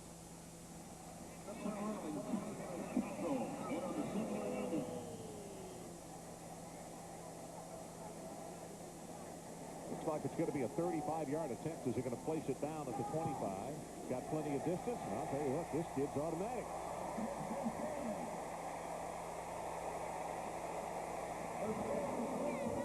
They're saying officially 34 yards, so we'll go along with them. 7:09 left in the 3rd quarter. Florida State 33-7.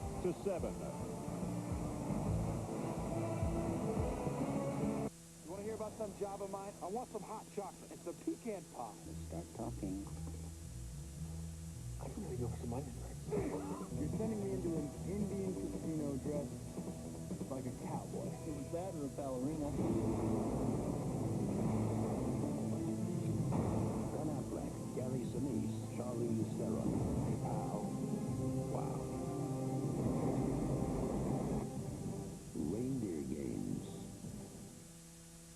If you love movies, then you've got to get the Stars Encore Super Pack. 8 premium movie channels, hundreds of movies each month. All for just $10.99 a month. Call 1-800-333-DISH and order the Stars Encore Super Pack on Dish Network. I know who did it. New hit movies, Hollywood's biggest stars. You'll get great movies at a great value. Call 1-800-333-DISH and order the Stars Encore Super Pack. This Sunday on NFL Countdown, Keyshawn Johnson broke out for the Bucs last week. This week he speaks out to answer his critics. Kerry Collins made a change in his style of play, and it's been a difference for the first-place G-men. Doug Flutie is a difference maker as the Bills starter. But what happens when Rob Johnson is ready? Make sure you join Chris Berman, Tom Jackson, Sterling Sharp, Chris Mortensen, Stuart Scott, and Steve Young. It's Countdown, Sunday, 11 o'clock Eastern on ESPN.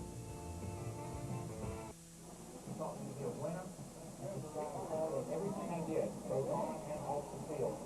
And I'm very proud. Inside the luxury boxes here at Bill Campbell Stadium, looking down onto the field. 7:09 to play, third quarter. They've got all kind of opinions about who's popular and how popular. They think a lot of this gentleman right here. A single-season record by Chris Winkie, almost 63%, as Munyon prepares to kick it off. And let's see if he can put still another one into the end zone. Boy, he has. He's going to kick this one out of the back. Brian Kenny, let's check with you. Ron, we go to Texas and Texas Tech, and Texas Tech was down just 2, had the ball back, but they fumbled a punt return, and from there, Hodges Mitchell will bring it in. Let's point out, Major Applewhite hurt his knees out for the game. Chris Sims is now in for the Longhorns. Ron? All righty, on the South Plains, some bad weather up there. Texas has problems at Texas Tech, right, in the past? It's what they call the South Plain, and they've always had trouble up there. A&M has as well. Well, Spike Dyke got a lot to do with that. Fumble. Zachary scrambles for it, and he'll get back on it. David Warren just all over his back. This is the thing that's tough against Florida State, because when they get a lead, now these defensive linemen just pin their ears back and come after the quarterback and everything else and booze. You can tell he just mishandled that one. 2nd and 15. James it almost intercepted, and here comes the late flag, and that's Bradley Jennings, who already has a fumble recovery, who almost had the interception. That's one you intercept and take in the end zone. Number 44, Bradley Jennings.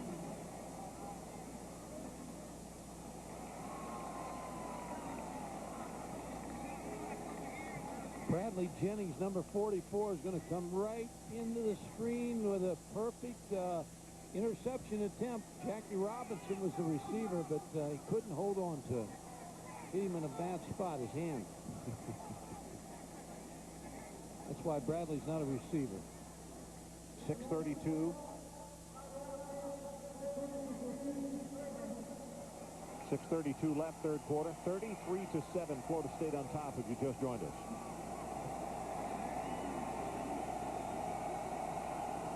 Well, now you Jamal Reynolds and David Warren doctors, they'll be putting their ears back on this play.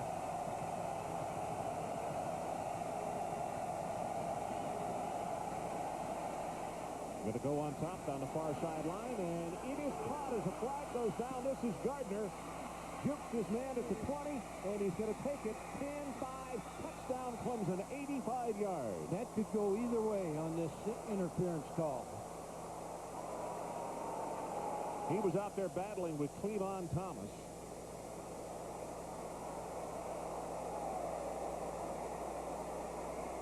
Gardner is a big play wide receiver.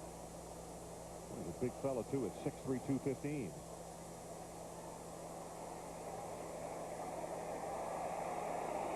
Illegal procedure. and he races an 85-yard touchdown play.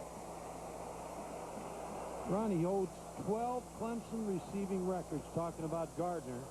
Had 182 pass yards against North Carolina here. Makes a great catch. Really does a nice job of shielding Cleavon Thomas. And then makes a good move after. 27 straight games, make it 28 for tonight with a catch in each game.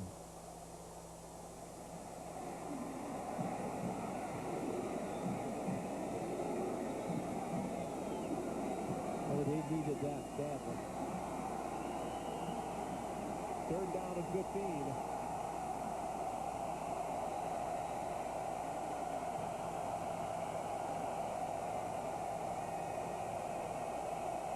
Florida State moving around, skimming at the last minute. Dantzler going to go on top on the near side, and this one is intercepted by the Seminoles, and it's Tate Cody.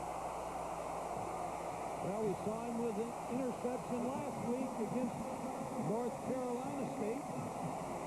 Comes through with one again tonight. That's his 3rd interception of the year.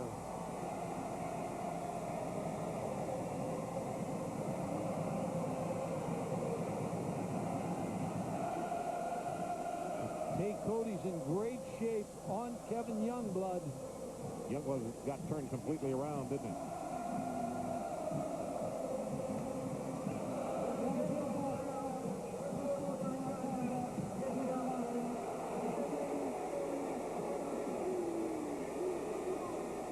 Unsportsmanlike conduct called against Florida State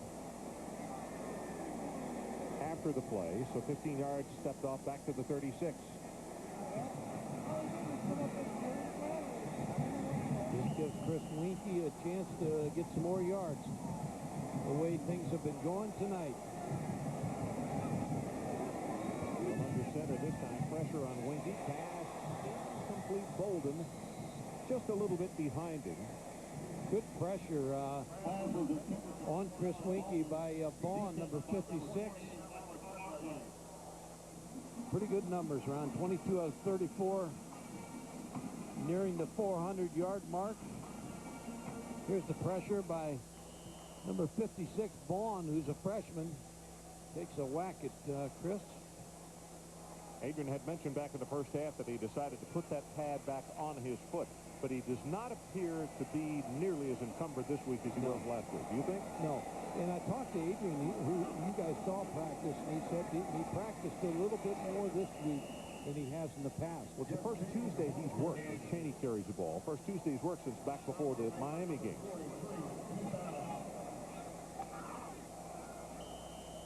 There you see that pad on the top of the foot. And as we mentioned last week, the kind of guy that Chris is, he's been a professional baseball player. Now here in college playing quarterback. And he's tired of the injury, tired of the pain, and also tired of talking about it. That to him is a total distraction. 5 of 12, 3rd down conversion. They need to take it to the 46. Here comes that pressure again.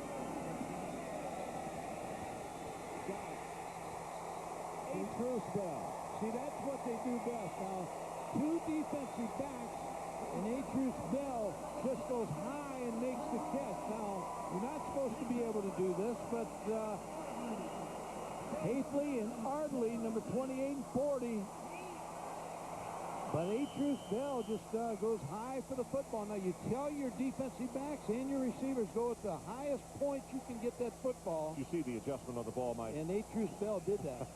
He took a hard right and then timed his jump. Very much akin to like what Marvin Menace does so well.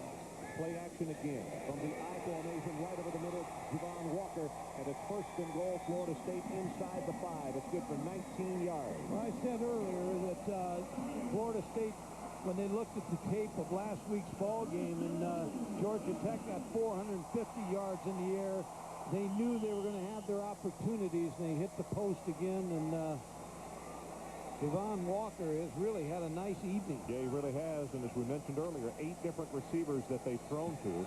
Walker now 6 catches, 101 yards. Now I'm going to give the ball to Cheney here. He gets it, bounces it, and still fighting inside the 3 at the 1. Touchdown What an effort. Jeff Cheney.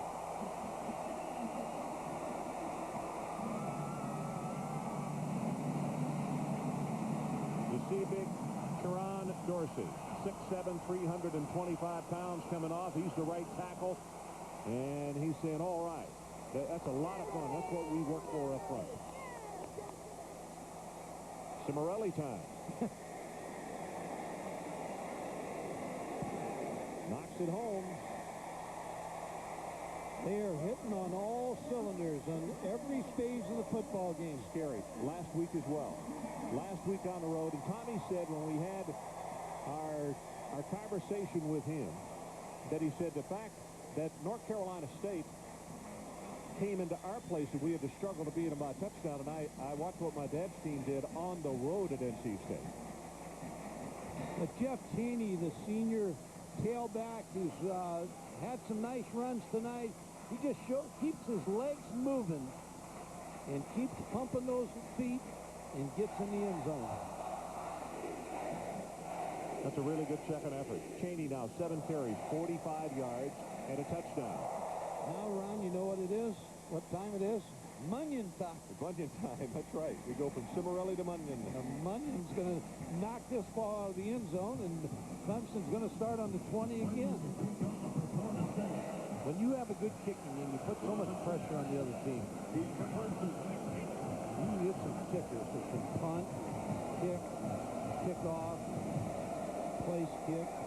You got a weapon.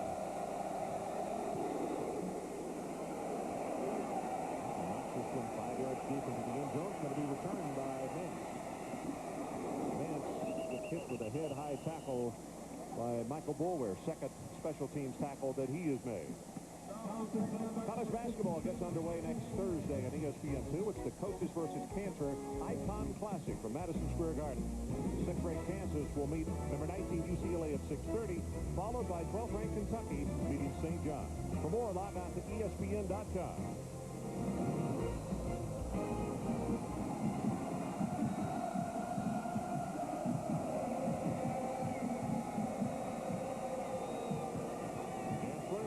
Quarterback draw. And he's going to get hit really hard by Thomas. Cleavon Thomas came up and made the pop on him. Ron, this is one of the toughest stadiums to bring a team into. Obviously, their record, when they have the great talent that they have here, they're 36-0 at home. They'll be 37-0 at home against the ACC. I brought 2 teams in here. These fans will not let this team down. They stay on you the whole game. Nice pass over the middle, but the pressure was right there. Gardner could see Pope was coming right at him. Distracted him. Little whooping going on, but the truth is Gardner should have had it, and he saw he was going to get his head taken off. That was a nice pass by Dantzler. Stops the clock. 3:43 remaining, third quarter. It seemed like they got stuck on 132 total yards for a long time. Or around they were 137, yeah. You know? That's why I looked at it and I figured they were stuck on it. And the right tackle, John McDermott, he's seen those defensive linemen roar up the field. He's trying to get a head start. Dead ball foul. Full start. Offense. 5 yards. 2 losses in a row for Clemson. Now they get an open date. And they catch South Carolina in the final game at home. South Carolina's got to go to Florida next week. So 5 yards is what Clemson has in the third quarter. And, of course, at minus an 85-yard touchdown run that was called back.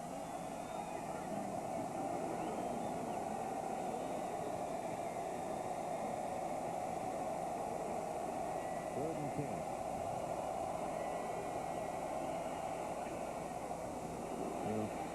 This one obviously for naught as Gardner just got ridden out of bounds by Thomas. And that's the way you want him to play. Cleavon Thomas just got him on his hip and rode him right out of bounds. And the defense gets a nice hand from this crowd. And again, Ron, they press you with their kicking game, too. They can return this kick, or they can block kicks. They're very solid in the kicking game. Jamie Sumani, his 7th punt of the night.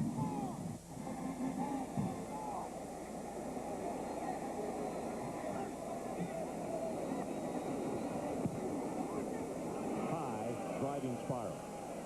Way back to the 22-yard line is Maddox. Gets a block. And the reason for the groan from the crowd as the flag goes down is he was one person from breaking it. Now there's a flag back at the line of scrimmage. They're probably going to come back here and kick this again. It's a 55-yard kick. Nope. Holding called against Florida State, so we're going to walk this one back.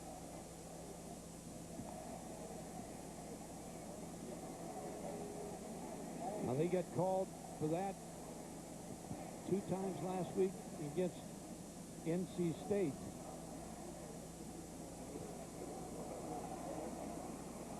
Holding at the line of scrimmage by the receiving team, 10 yards, previous spot, first down. Show the first down, and Tommy Bowden's ball club will hold on to it. And now the officials watch the tape of the previous week's game. And there's the hold right here. You know, there's one on the outside, too, Mike, right there. Could be a 4 or 5 of them. That's the first down for the Clemson Tigers this half as Simmons comes into the ball game. That's the good news. The bad news is that defense is back on the field, too. Hands it off to Zachary. And breaks it big over the right side. That's going to be 10, 11, maybe 12 yards in the play. Gibson on the tackle. You know, Willie Simmons now entering the game. He's more of a passing quarterback. Now, they will run him, but he's 29 of 64 for 544 yards. He's had 27 rushing attempts this year as compared to Woodrow Dantzler's 141, so he's not really a runner. Travis Zachary again. Talking to Tommy Bowden, he said if Willie Simmons is in the game, it's less emphasis on the quarterback run. And Dantzler's through for the evening. Zachary, who does he get tagged? And I'll tell you, that was Derek Gibson coming up from the strong safety. You can see his head rocked back. Derek Six tackles for Derek. Yeah, Derek Gibson talked to a couple pro scouts in the elevator tonight, and they said he played much better last year. Has not had the action this year, but I'm sure they're going to be impressed with him tonight. Well, move from running back to strong safety.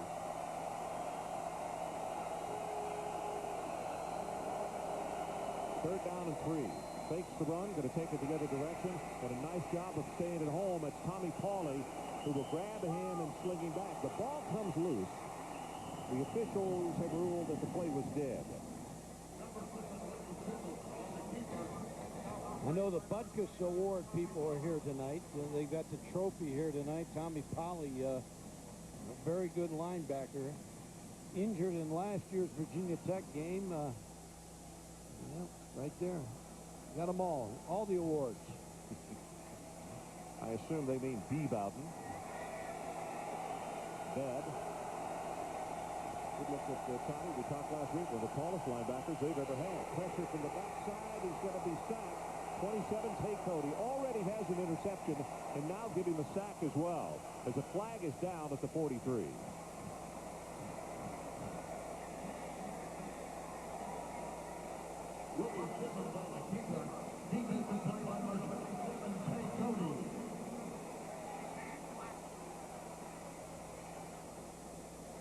There is no flag for pass. First down. It is down. Tay Cody's going to come off the corner. The corner blitz. Not able to be blocked by Morgan Woodward. Number 83, and makes the sack on Simmons.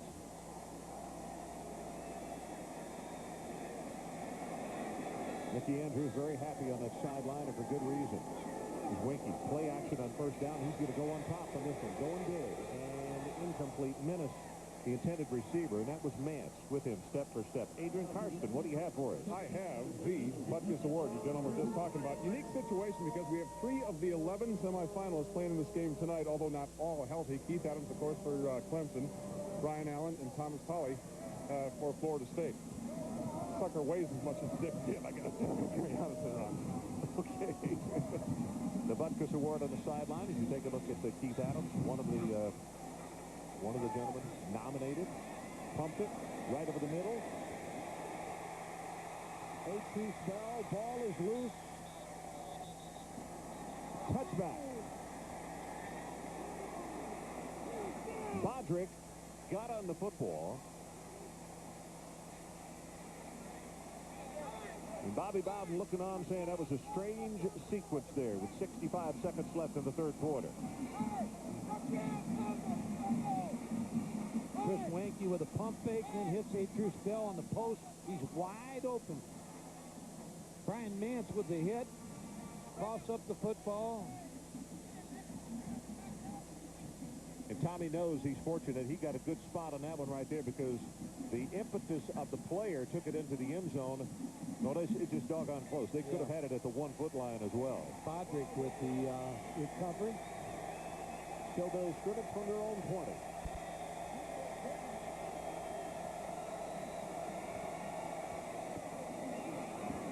Simmons zips it to Justin Watts. And they're going to signal him down at about the 32-yard line. Derek Gibson again with the stop. And we have 60 seconds exactly left in the third quarter.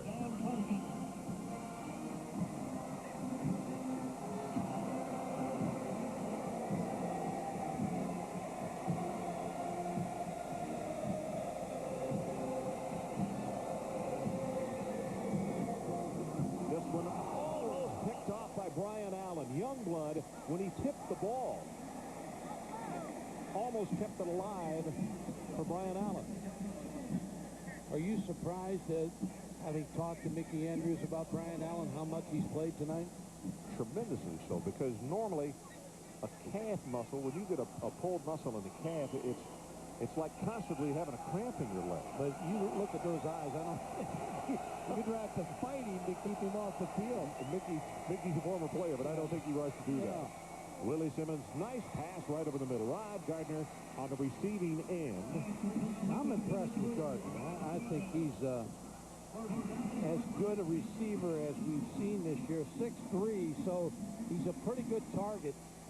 Possession guy. Pro scouts looking at him tonight. 2 catches, 67 yards for him. And keep in mind, Zachary's pinning off tackler after tackler and is going to go down at around the 30-yard line by Derek Gibson. Keep this in mind. We could have had 85 more yards on that thing for his total in receptions tonight. Yeah, he's going to be in all the Clemson record books for a long time. Interesting, as Clemson drives the football, they still have not reached 200 yards in the ballgame, and Florida State has 565 yards. Simmons runs right into the defender, Alonzo Jackson, and he will be sacked again. That is sack number 6 by Florida State. And that is the final play of the third quarter. They're celebrating here at Bill Campbell Stadium, but we got 15 more minutes of football to play. So let's take a timeout as we head to the fourth quarter. And it is Florida State well in control, 40-7. Seattle flu. Seattle flu. Seattle flu. Losing 5-star certification. It's what every 5-star certified retailer fears most. Why didn't you call those people back? Yeah, Dave. So why didn't you listen to customer feedback? Why don't you study?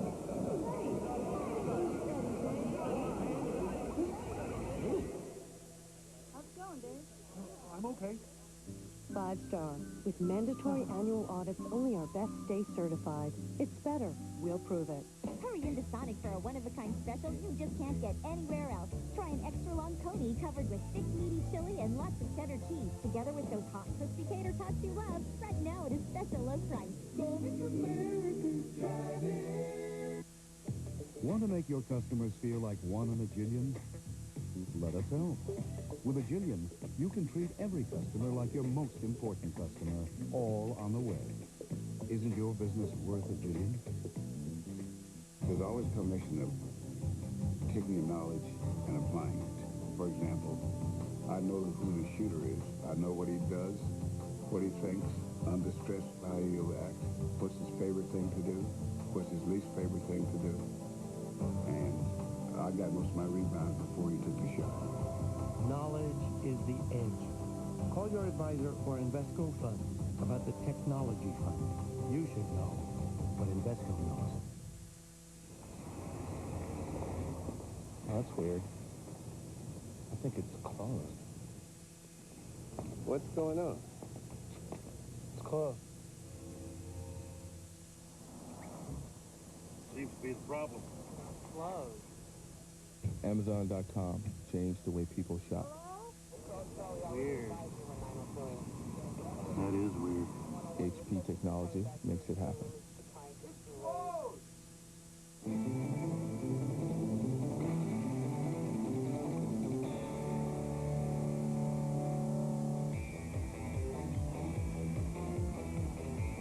Know how to spot a die-hard battery owner? Look for their jumper cable. Die-hard, America's most trusted battery, with 30 years of starting power. How much do you trust your battery? 40-7 as we begin the fourth quarter. Things seem to be going pretty well for Ann Bowden and her clan inside the box. And in fact, she was covered up there for a second. And things going well for this gentleman right here. Chris Winkie. 25 of 39, 466 yards and a touchdown. Big numbers, Heisman numbers. Willie Simmons with a 2nd and 16. Going to throw this one long at the near sideline. Got single coverage in the collision between the defender and the defensive back. I know the Clemson defense is not on the field, but here's a number to show you what happens when you have an injury to a quarterback and an irregularity on one side of the ball so you can't play in harmony. In the last 7 quarters, Clemson's defense has given up 1,115 yards and 71 points. But if Dantzler had stayed healthy, I can suggest he wouldn't go nearly a little bit more. Yeah. Plus, they ran into Florida State. Yeah. A hot Florida State team. Simmons lobs this one and just throws it away. Alonzo Jackson applying the pressure.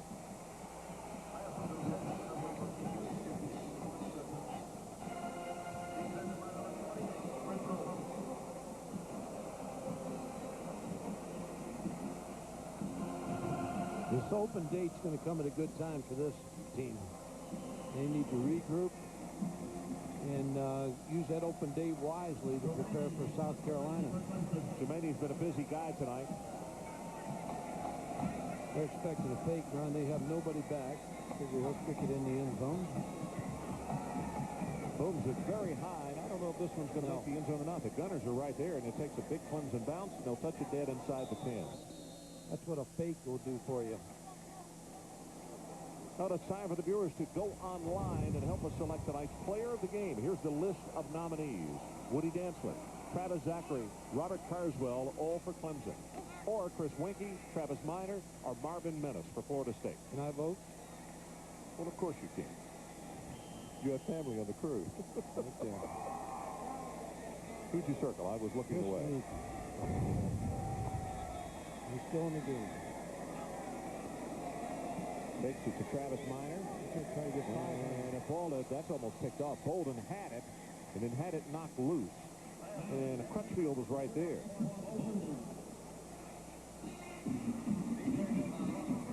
You talked about the defensive backs, and they'll sleep well tonight on the flight back because they have been pressed this entire football game. I don't think we can reiterate enough just what Mike said at the closing moments of the third quarter. Florida State, he's talking about hitting on all cylinders. They are doing that right now. As you look at Minor, breaks it open, 5-10, out over the 20-yard line, close to the 23. Hastily finally makes the stop. Now, I think they're playing as well as anybody in the country. And probably Butch Davis and the Miami people would would argue with the way the BCS is set up, but and I think Miami's having a great year, but I will say this, Miami's worst nightmare is to play these guys again, because they did handle them one time. Tough to play a team twice.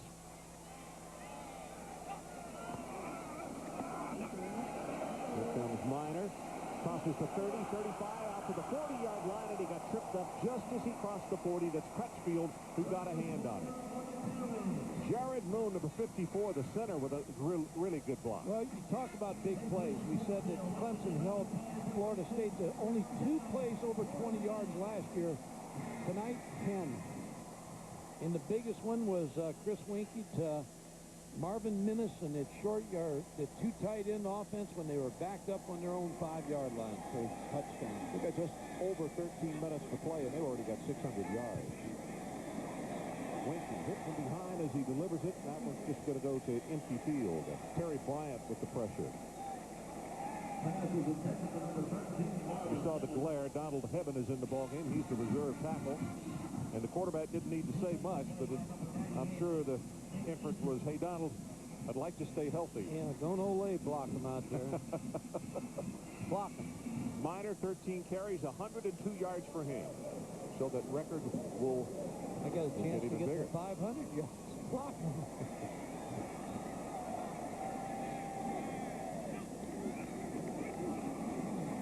Winkie. Pitching catch. Got it in the short side. Gardner this time, the sophomore out of Kannapolis, North Carolina. Nance has been a busy guy tonight. He made the tackle.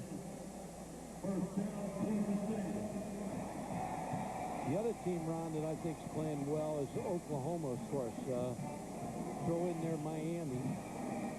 Oklahoma wins big today against Baylor, and they got a big showdown with A&M next week. And you know, and that's a difficult place to play. Just some of the greatest fans in America, and it will be loud.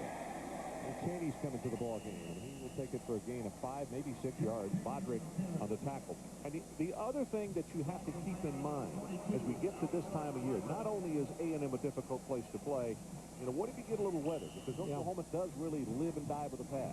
You know, I like Oklahoma because they've gone through, Texas, Kansas State, Nebraska. I mean, they had a tough road to hold, and so they're going to hold on to number 1. Virginia Tech will drop out. Florida State will probably be 2.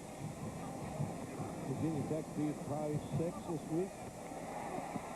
Walker spins by a tackler. The flag is down, and he's inside the 20. Chad Speck making the tackle after a gain of 13.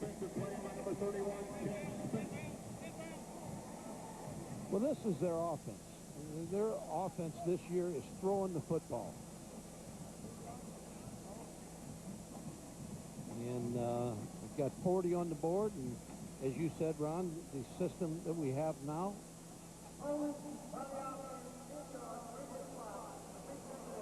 it's important to score points. I mean, they have a loss to Miami, so they got to put as many points up on that board. And Bobby Bowden doesn't care if it's his grandmother over there. He's going to get points. Because that's the way the system tells you to play.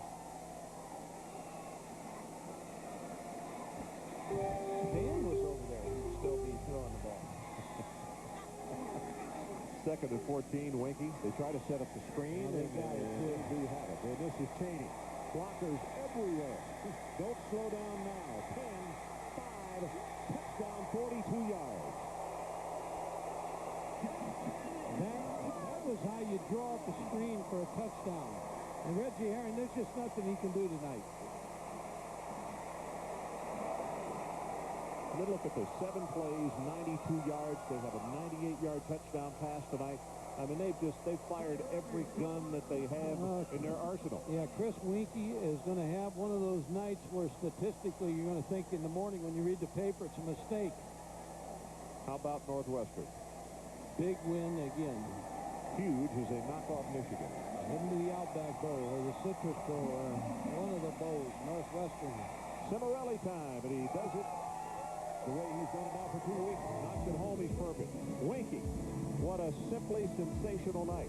12-10 left in our ball game. 47-7 Knowles.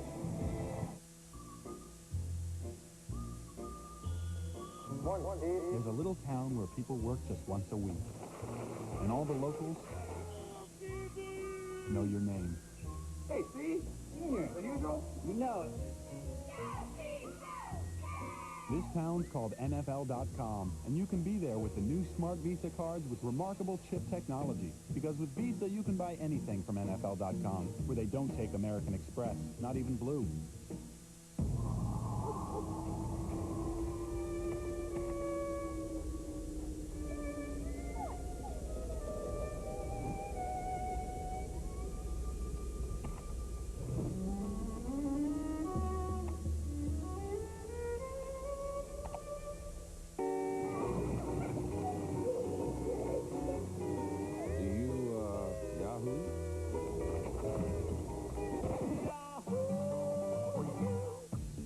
Looking to save more and spend less this holiday season? With the Chrysler Holiday Sale, you can do just that. Because now you can save over $2,300 when you buy a new 2001 Town & Country LX with 4.9% financing. Or choose up to $3,000 cash allowance when you buy a new 2000 Chrysler minivan. So take advantage of the Chrysler Holiday Sale today for savings that let you spend more on a real holiday priority, yourself. Mark, you want all this food? Yeah, anywhere. And I'm kind of spoiled. Your dinner, you pay for it. We're trying to get a little work done here. Mark? Can you add it on to whatever I'm paying to live here? Sort of like room service? Yeah. What's this look like? A Holiday Inn?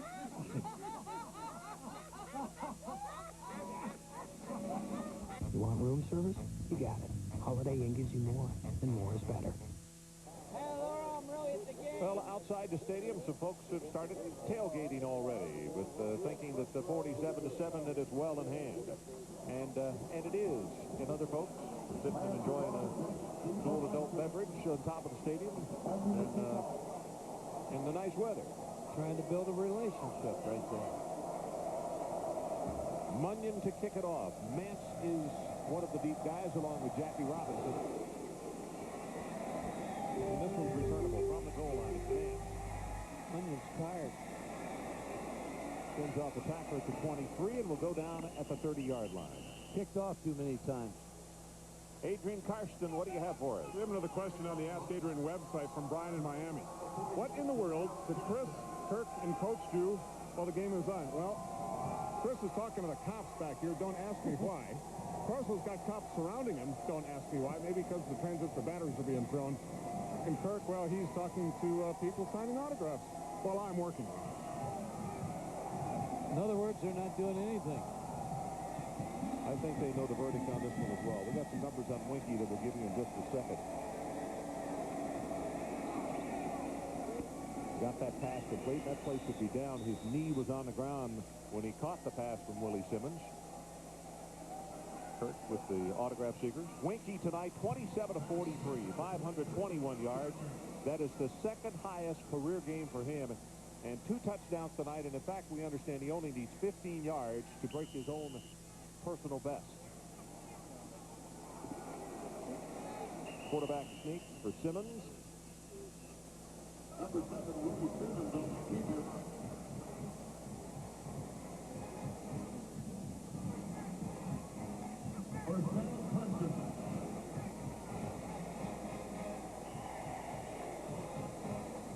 Tommy knew that this one was going to be difficult, particularly without a healthy, experienced Woody Dantzler. As he looks at his number 2 quarterback, handed off to Zachary, and a tackle made by Alonzo Jackson. Ron, you know Lee Corso played football here at Florida State and matriculated here. He used to hang out with this gentleman right here, Burt Reynolds, and they used to double date. And Lee said he would send Burt out to the girls, and he had the car, so that's the only reason Lee was along. Zachary with the spin move, and will take it to around the 42-yard line. That's Gennaro Jackson, number 46, who makes the tackle. And that's Vince Gibson standing beside Burt Reynolds there, a longtime coach at Louisville, Kansas State, Tulane, very good coach. Burt's talking strategy right there with the coach. They're looking for Corso.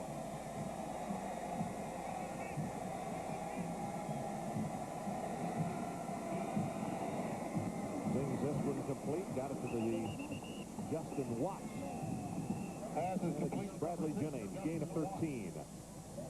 Well, if Lee Corso knew Burt Reynolds as well, you'd think he'd get him in a movie. Not even that. You don't think Lee can act, right? Oh, of course he can. Of course, he'd be great. So a timeout called by Florida State. 10:26 left in our ball game. And let's take the break with them. Knowles by 40. Coming to Showtime. I'm pregnant. It's a boy. Can a marriage survive 15 years of marriage? You can't let go of anything. Why should you be responsible for anything? Sometimes love has a mind of its own. It's over. I love you. Bruce Willis, Michelle Pfeiffer, The Story of Us. Part of Showtime Unlimited. Up to 10 channels for only $10.99 a month. Want some entertainment that's a beautiful thing? I'm ready. Check out HBO The Works for knockout programming. It'll blow you away, drive you crazy, and put a smile on your face. I'm with you on that one. Plus, original movies, series, family fun, and more. Oh, yes, indeedy. It would be a crime to miss the entertainment you get on these great channels of HBO. Yeah. Call 1-800-333-DISH to order HBO The Works for just $11.99 a month. Or last year, Ben Lear thrashed Georgia between the hedges. This year, Quincy Carter and the Dogs want payback. Georgia versus Auburn at 7:30 next Saturday on ESPN. How do you know where and with whom to invest your money? What investments make sense now? Or 5, 10, even 30 years from now? Have you ever heard of AIM funds and the AIM Charter Fund? As of the most recent calendar quarter end, it has outperformed the S&P 500 for a 30-year period. So talk to your financial advisor. The idea is discipline, the purpose is performance, the name is AIM.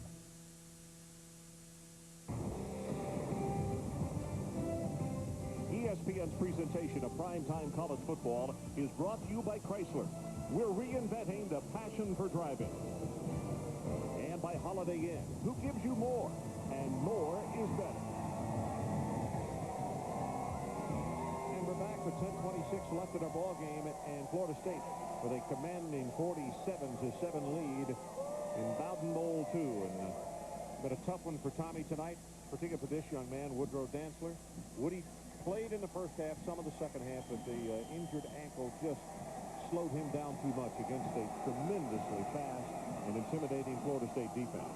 So this is Willie Simmons, who is in the game, and that pass intended for McElvey. J.J. McElvey, a sophomore out of Moncks Corner, South Carolina, and it goes incomplete. And we're going to see Marcus Outson, it would appear.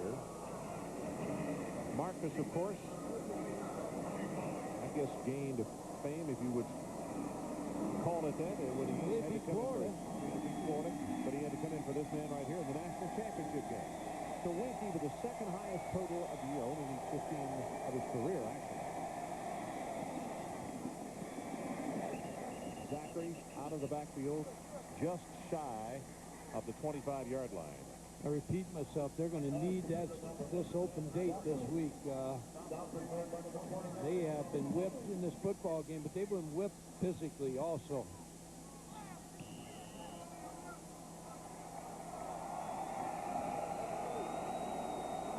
Under 10 minutes to play. So it says Val Rambert, who has replaced Zachary at tailback. Right over the middle, that's good for 13 yards. Chris Hope makes the tackle. Sure, Tommy would like to see a touchdown on this drive right here and get the youngster some more work, but also would like to put that clock on fast forward, get on the plane, and go back home. And here's what's remaining for Clemson, South Carolina. Florida State gets Wake Forest before the big game. Rambert, the Gators, tackled by Derek Gibson. And, Ron, all the speculation this week about the Alabama job. Tommy Bowden's name's mentioned there. Butch Davis, Frank Beamer.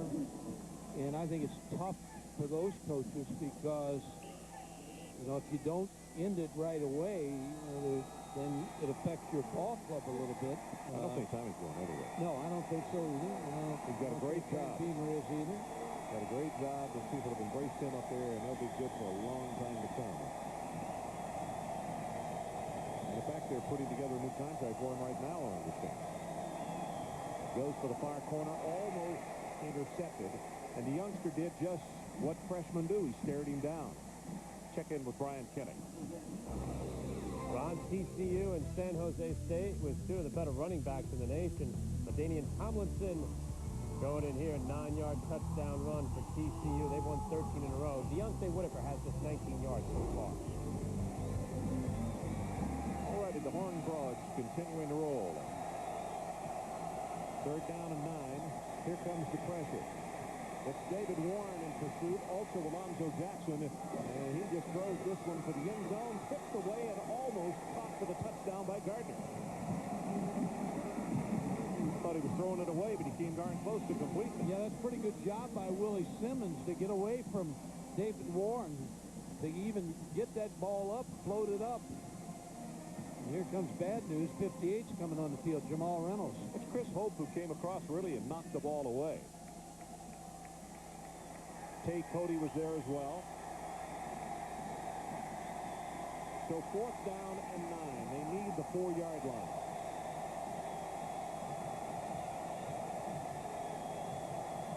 Well, they're going to get a penalty, the right guard.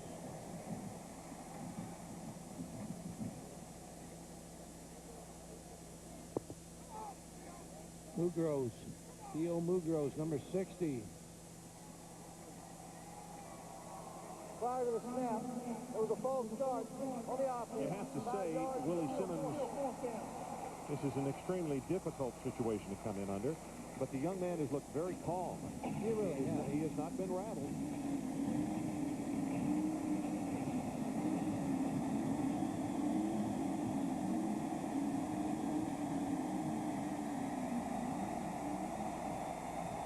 These fans know the BCS poll, too. Yep. They do not want Clemson in this end zone. Here comes the pressure from the down 4. That was Reynolds. Now Warren's going to come back in the picture. The ball is tipped incomplete. Florida State will take it over, and it's Tommy Polley, number 29, the linebacker, who tipped the pass. Well, you talked about Jamal Reynolds chasing Willie Simmons, and that's the importance, again, with 6 minutes to go, or you got 40-point lead, you still have your starters in BCS. Exactly right. 6:27 left in our ball game. We'll take a break and come right back.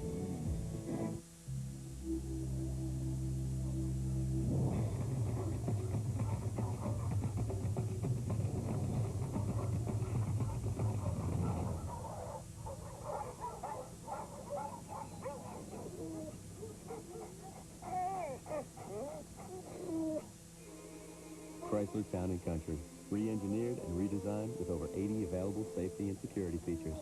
Chrysler Town & Country, the best minivan ever. Got a jillion things to do? Stay on top of them all with a Jillian. It's the web-based wonder that keeps customer service your top priority. Isn't your business worth a Jillian? What brings broadband to the world? Texas Instruments Programmable DSP. The power and intelligence that allows you to personalize the web. From the world leader in DSP and analog, Texas Instruments.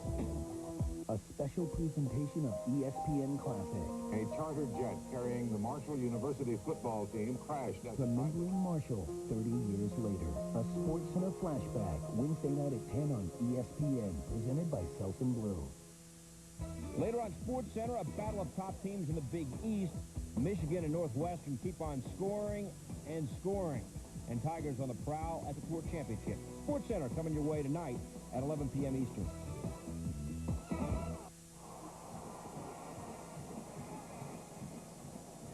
Florida State leads it huge by 40 points. It's been a long spank, too. Well, that's a bitter pill to swallow. But again, you go back to the thing of, you know, we saw it with Virginia Tech today. You take away the main man, and it's hard to make it go. You've seen it here tonight. We saw it the week Ole Miss played Alabama.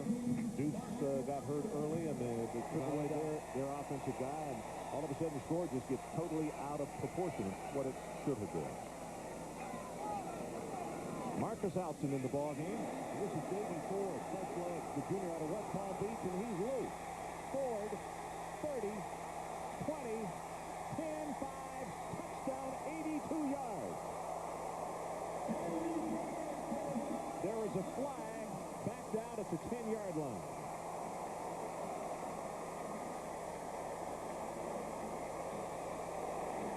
Personal foul, Clemson scored.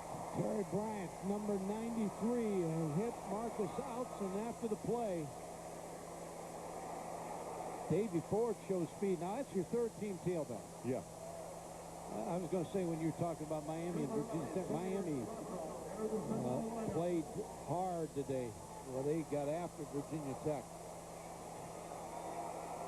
There are a lot of good teams, and Miami has Santana Moss and Reggie Wayne, and Dorsey's playing well at quarterback. Butcher's done a great job. He really has.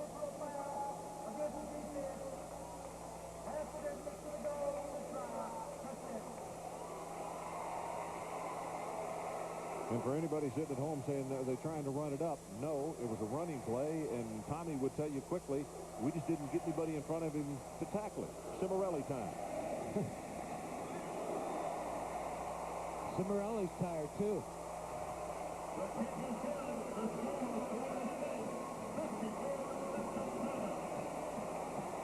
After that run, total yardage, Florida State, and we still have 6:13 to play, 749 yards. One more look at Ford, 82 yards.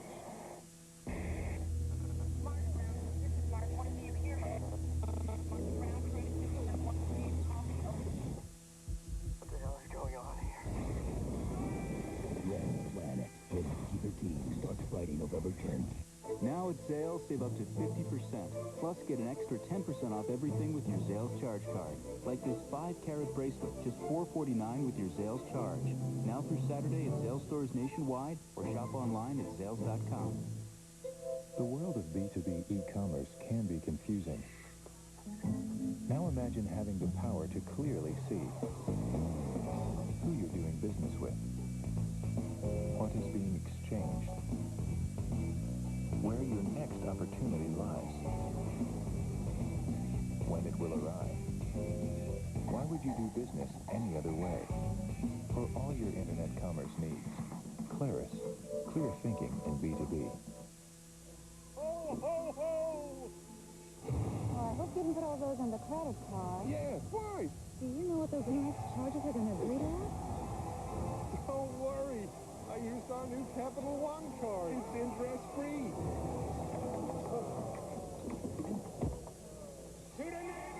If you had a new Capital One card, all your purchases would be interest-free until May 2001. Gotta tell Steve and Laura about Capital One.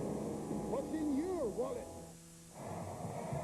Davey Ford on the sidelines receiving congratulations from his teammates following an 82-yard run from scrimmage. A junior out of West Palm Beach, 5'11", 188 pounds.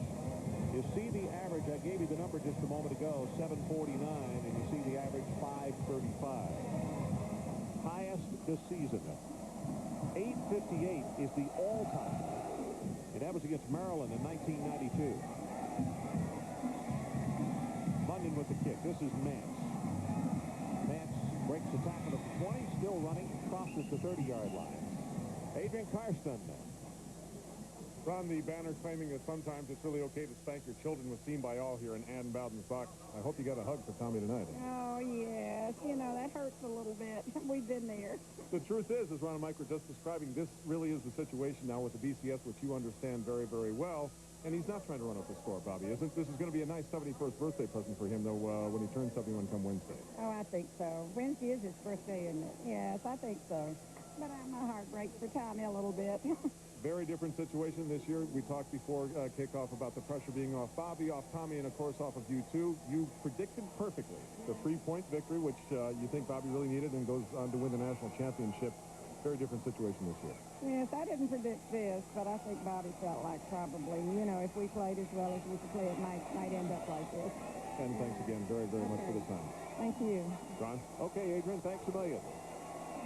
54-7. Just under 8 minutes to play. And this is Rambert, the youngster who plays tailback behind Zachary. They're getting him some snaps tonight. Kendall Pope, the reserve linebacker, spelling Tommy Pauling. Ron, when I think of Clemson, watching them play tonight, the first guy that comes to mind is Frank Howard, the legendary coach, and used to enjoy talking to him. Danny Ford did a very good job at Clemson, and a good guy and a good football coach.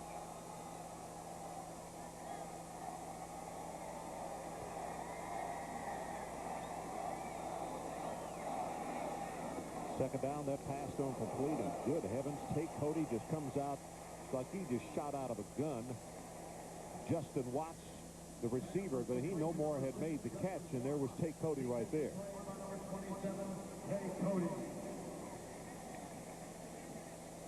A lot of smiles tonight, and for good reason. 2 weeks in a row. And Coach Bowden talks about this all the time. How many times you get total focus from your football season over the course of the year. And this is 2 weeks in a row when they have totally put it together. Long at the far sideline. Fight for it at the 15. Abdul Howard had the cover on the play. And, Ron, we lost a friend Mr. Bradley this week. We talked about the storied history of Clemson athletics. This gentleman, Mike, this year he went over 500 straight football games that he had been there to work in that press box. Lost him to cancer. Friend of everybody in the ACC and in college football who came in contact with the Clemson program. And I know you feel the same way. Glad that you had an opportunity to get to know him and be around him, because he was Clemson football and loved the game of college football. They have so much tradition at Clemson. 33 yards on that kick. It goes out of bounds at the 15-yard line. I know it's been a difficult week for Tim Beret, the fine sports information director at Clemson, because he was extremely tight with Mr. Bradley. And, you know, preparing for Bowden Bowl 2 and the death and the funeral. I know Timmy's had a lot on his mind. Also, Rob Wilson, the SID here at Florida State, our thanks to him and his staff. Outstanding job. Greg Jones is coming to tailback. So just like last week, we're going to see the fourth tailback. He's a big fella. He's 225. Pick him up and tag him quickly. That's Keith Adams. I was impressed with him last week. Yeah. 6'1", 225 out of Beaufort, South Carolina. When he came into the game last week, Greg Jones talking about number 38, it was like, it reminded me of one of those Little League games where the guy was just bigger than everybody else and ran over everybody in the Pee Wee leagues. And not taking anything away from anybody on the defensive side, but he just really played well. I was really impressed with him. He's going to be a star here. Yeah. The guns on that guy. They pitch it to him. Got a blocker in front. Tries to bounce it outside, then turns it upfield. And you see, a large fella, once he gets going north and south pretty quick, gain of 13 yards. Well, they lose Minor and Cheney. They come back with Davey Ford, who just broke one for a long yardage, and Greg Jones, so they're not going to miss anything at the tailback spot. But I think real question, and I know Adrian talked to Bobby Bowden about this, is when you lose Chris Winkie, that's, to me, the big loss for this football team next year. And who is the heir apparent here? Got a busy spring. Talked to Mark Richt about that yesterday. It's one of those things where, you know, I'd look as Jones runs the ball back into the boundary, will stay inbound. I look at a situation where, even more important, but like so many people at Alabama didn't realize losing Alexander would be as big a blow as it was. Well, now here's a quarterback. So, you know, here's a guy that has run the show, and they jokingly call him the boss, but they call him the boss for good reason, because he's a take-control guy. So your point's well taken. Whoever it is going to be won't have the same maturity as him, and that's something they're going to have to be patient with. Patience? Not a word you hear around here much. Outson hands it off to Jones, and he almost broke this one big as he'll take it out over the 35. Rodney Thomas, the reserve middle linebacker, makes the tackle. Adrian Carson, what do you have for us? There is a young man, number 15, Chris Ricks. Ron, he begged to go to the scout team when talking to Mark Richt just so he can play and drive the first team defense nuts. That's how Mark describes it. His father's got him in the ROTC program. He runs every single morning at 6 a.m. in Army boots. The other day, I saw him chase a scout team receiver 20 yards down the field, chewing him out because he didn't finish his route so that he had the first defense ready. They say he is going to be a special quarterback. Here comes Jones. A nice job of the defense. They're going to corral him. The other guy you got to mention who he will be in a head-to-head battle with is Jared Jones, the junior out of Walla Walla, Washington. And but the point that Adrian is making, and this is us talking, not the coaching staff, but Ricks has served notice that he's going to be that kind of competitor. So I think spring training will be really, really competitive down here in Tallahassee. Yeah, I think Jared Jones will start the spring off as the #1 guy, but whether he can hold off Nix, that'll be the question. Only the third punt for Florida State tonight. Mance, the deep man. Not a good kick. Very short, off the side of his foot.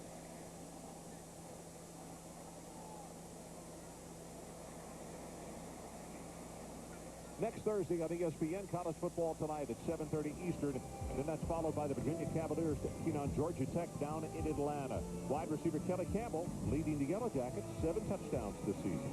For more, log on to ESPN.com, your home for college football on the Internet.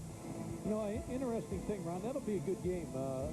George Walsh and his staff getting that team going. But, you know, the ACC could have as many as 6 teams in a bowl. Maryland won today, which puts them at 5 wins. Well, Simmons slid, and he still had to pay the price as O.J. Jackson comes in, crashed down on top of it. Here's another reserve. He gets a chance to play, so he's going to hustle his head off. And John Swofford, the very fine commissioner of the ACC,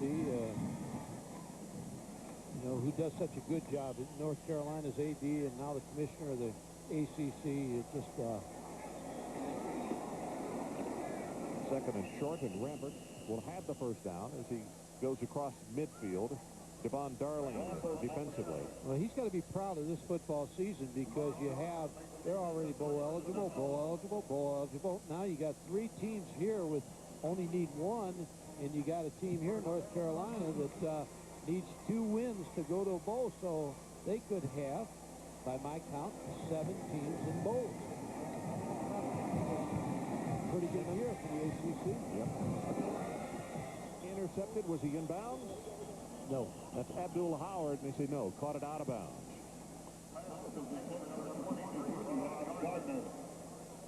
Defended by Abdul Howard.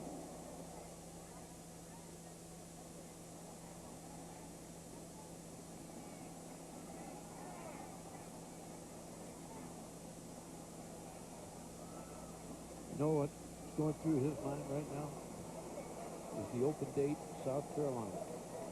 South Carolina team has played very, very well this year. So they mark the penalty off, and it takes it to the 41.5-yard line. Clock shows 2:33 left.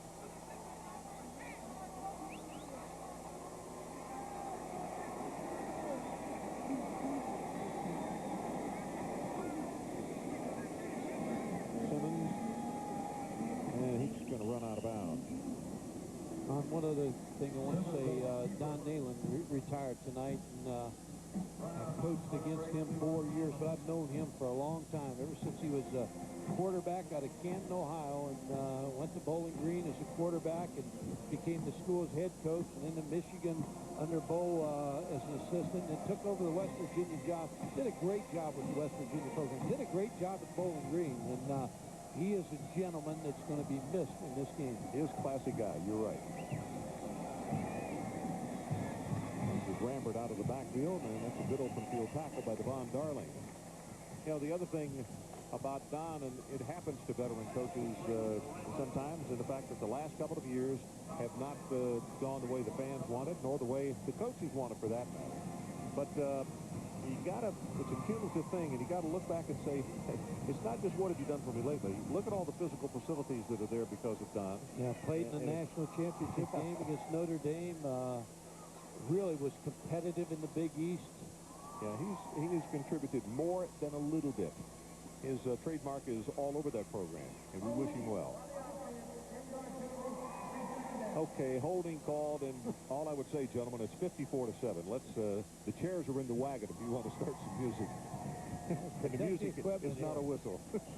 Protect the equipment and get out of here. Yeah. Roll that clock.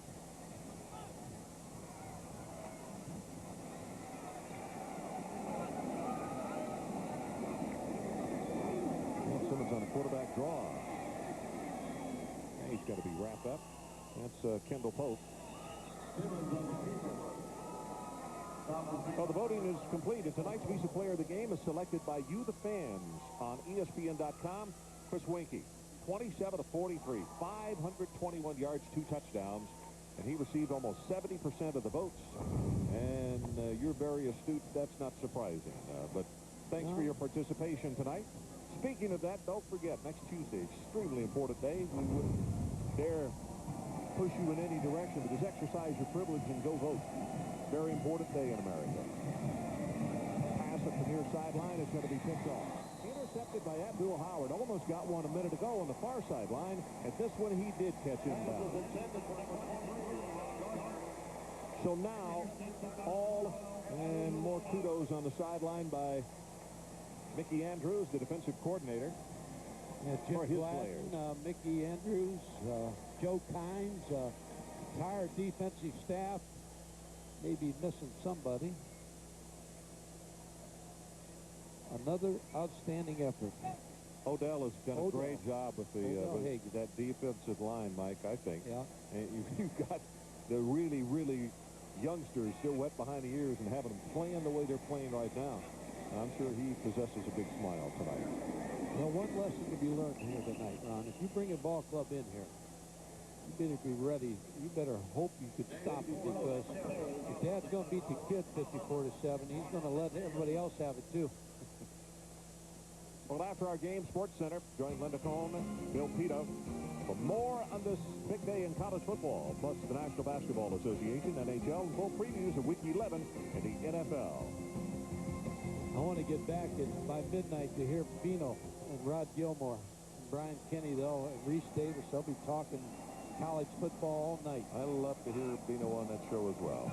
Under 40 seconds now left. And this is Greg Jones. Started to his left, then to his right. That could very possibly be the last play in this ball game. Bino got off on dating last week, so he's liable to say anything.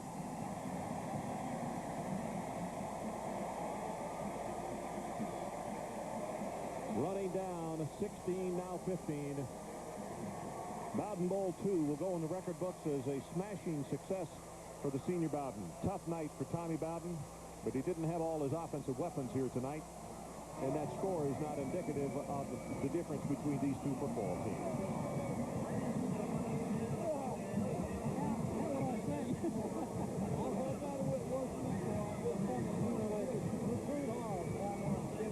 Your final score, Florida State 54 and Clemson 7. Coming up next, Sports Center. Next Saturday night, join us down on the Plains as Georgia takes on Auburn. For Mike Gottfried, Adrian Karsten, and our entire ESPN College Game Day crew, I'm Rob Franklin. This has been a presentation of ESPN, the worldwide leader in sports. For more, log on to ESPN.com, your home for college football on the Internet. Rob Franklin saying good night.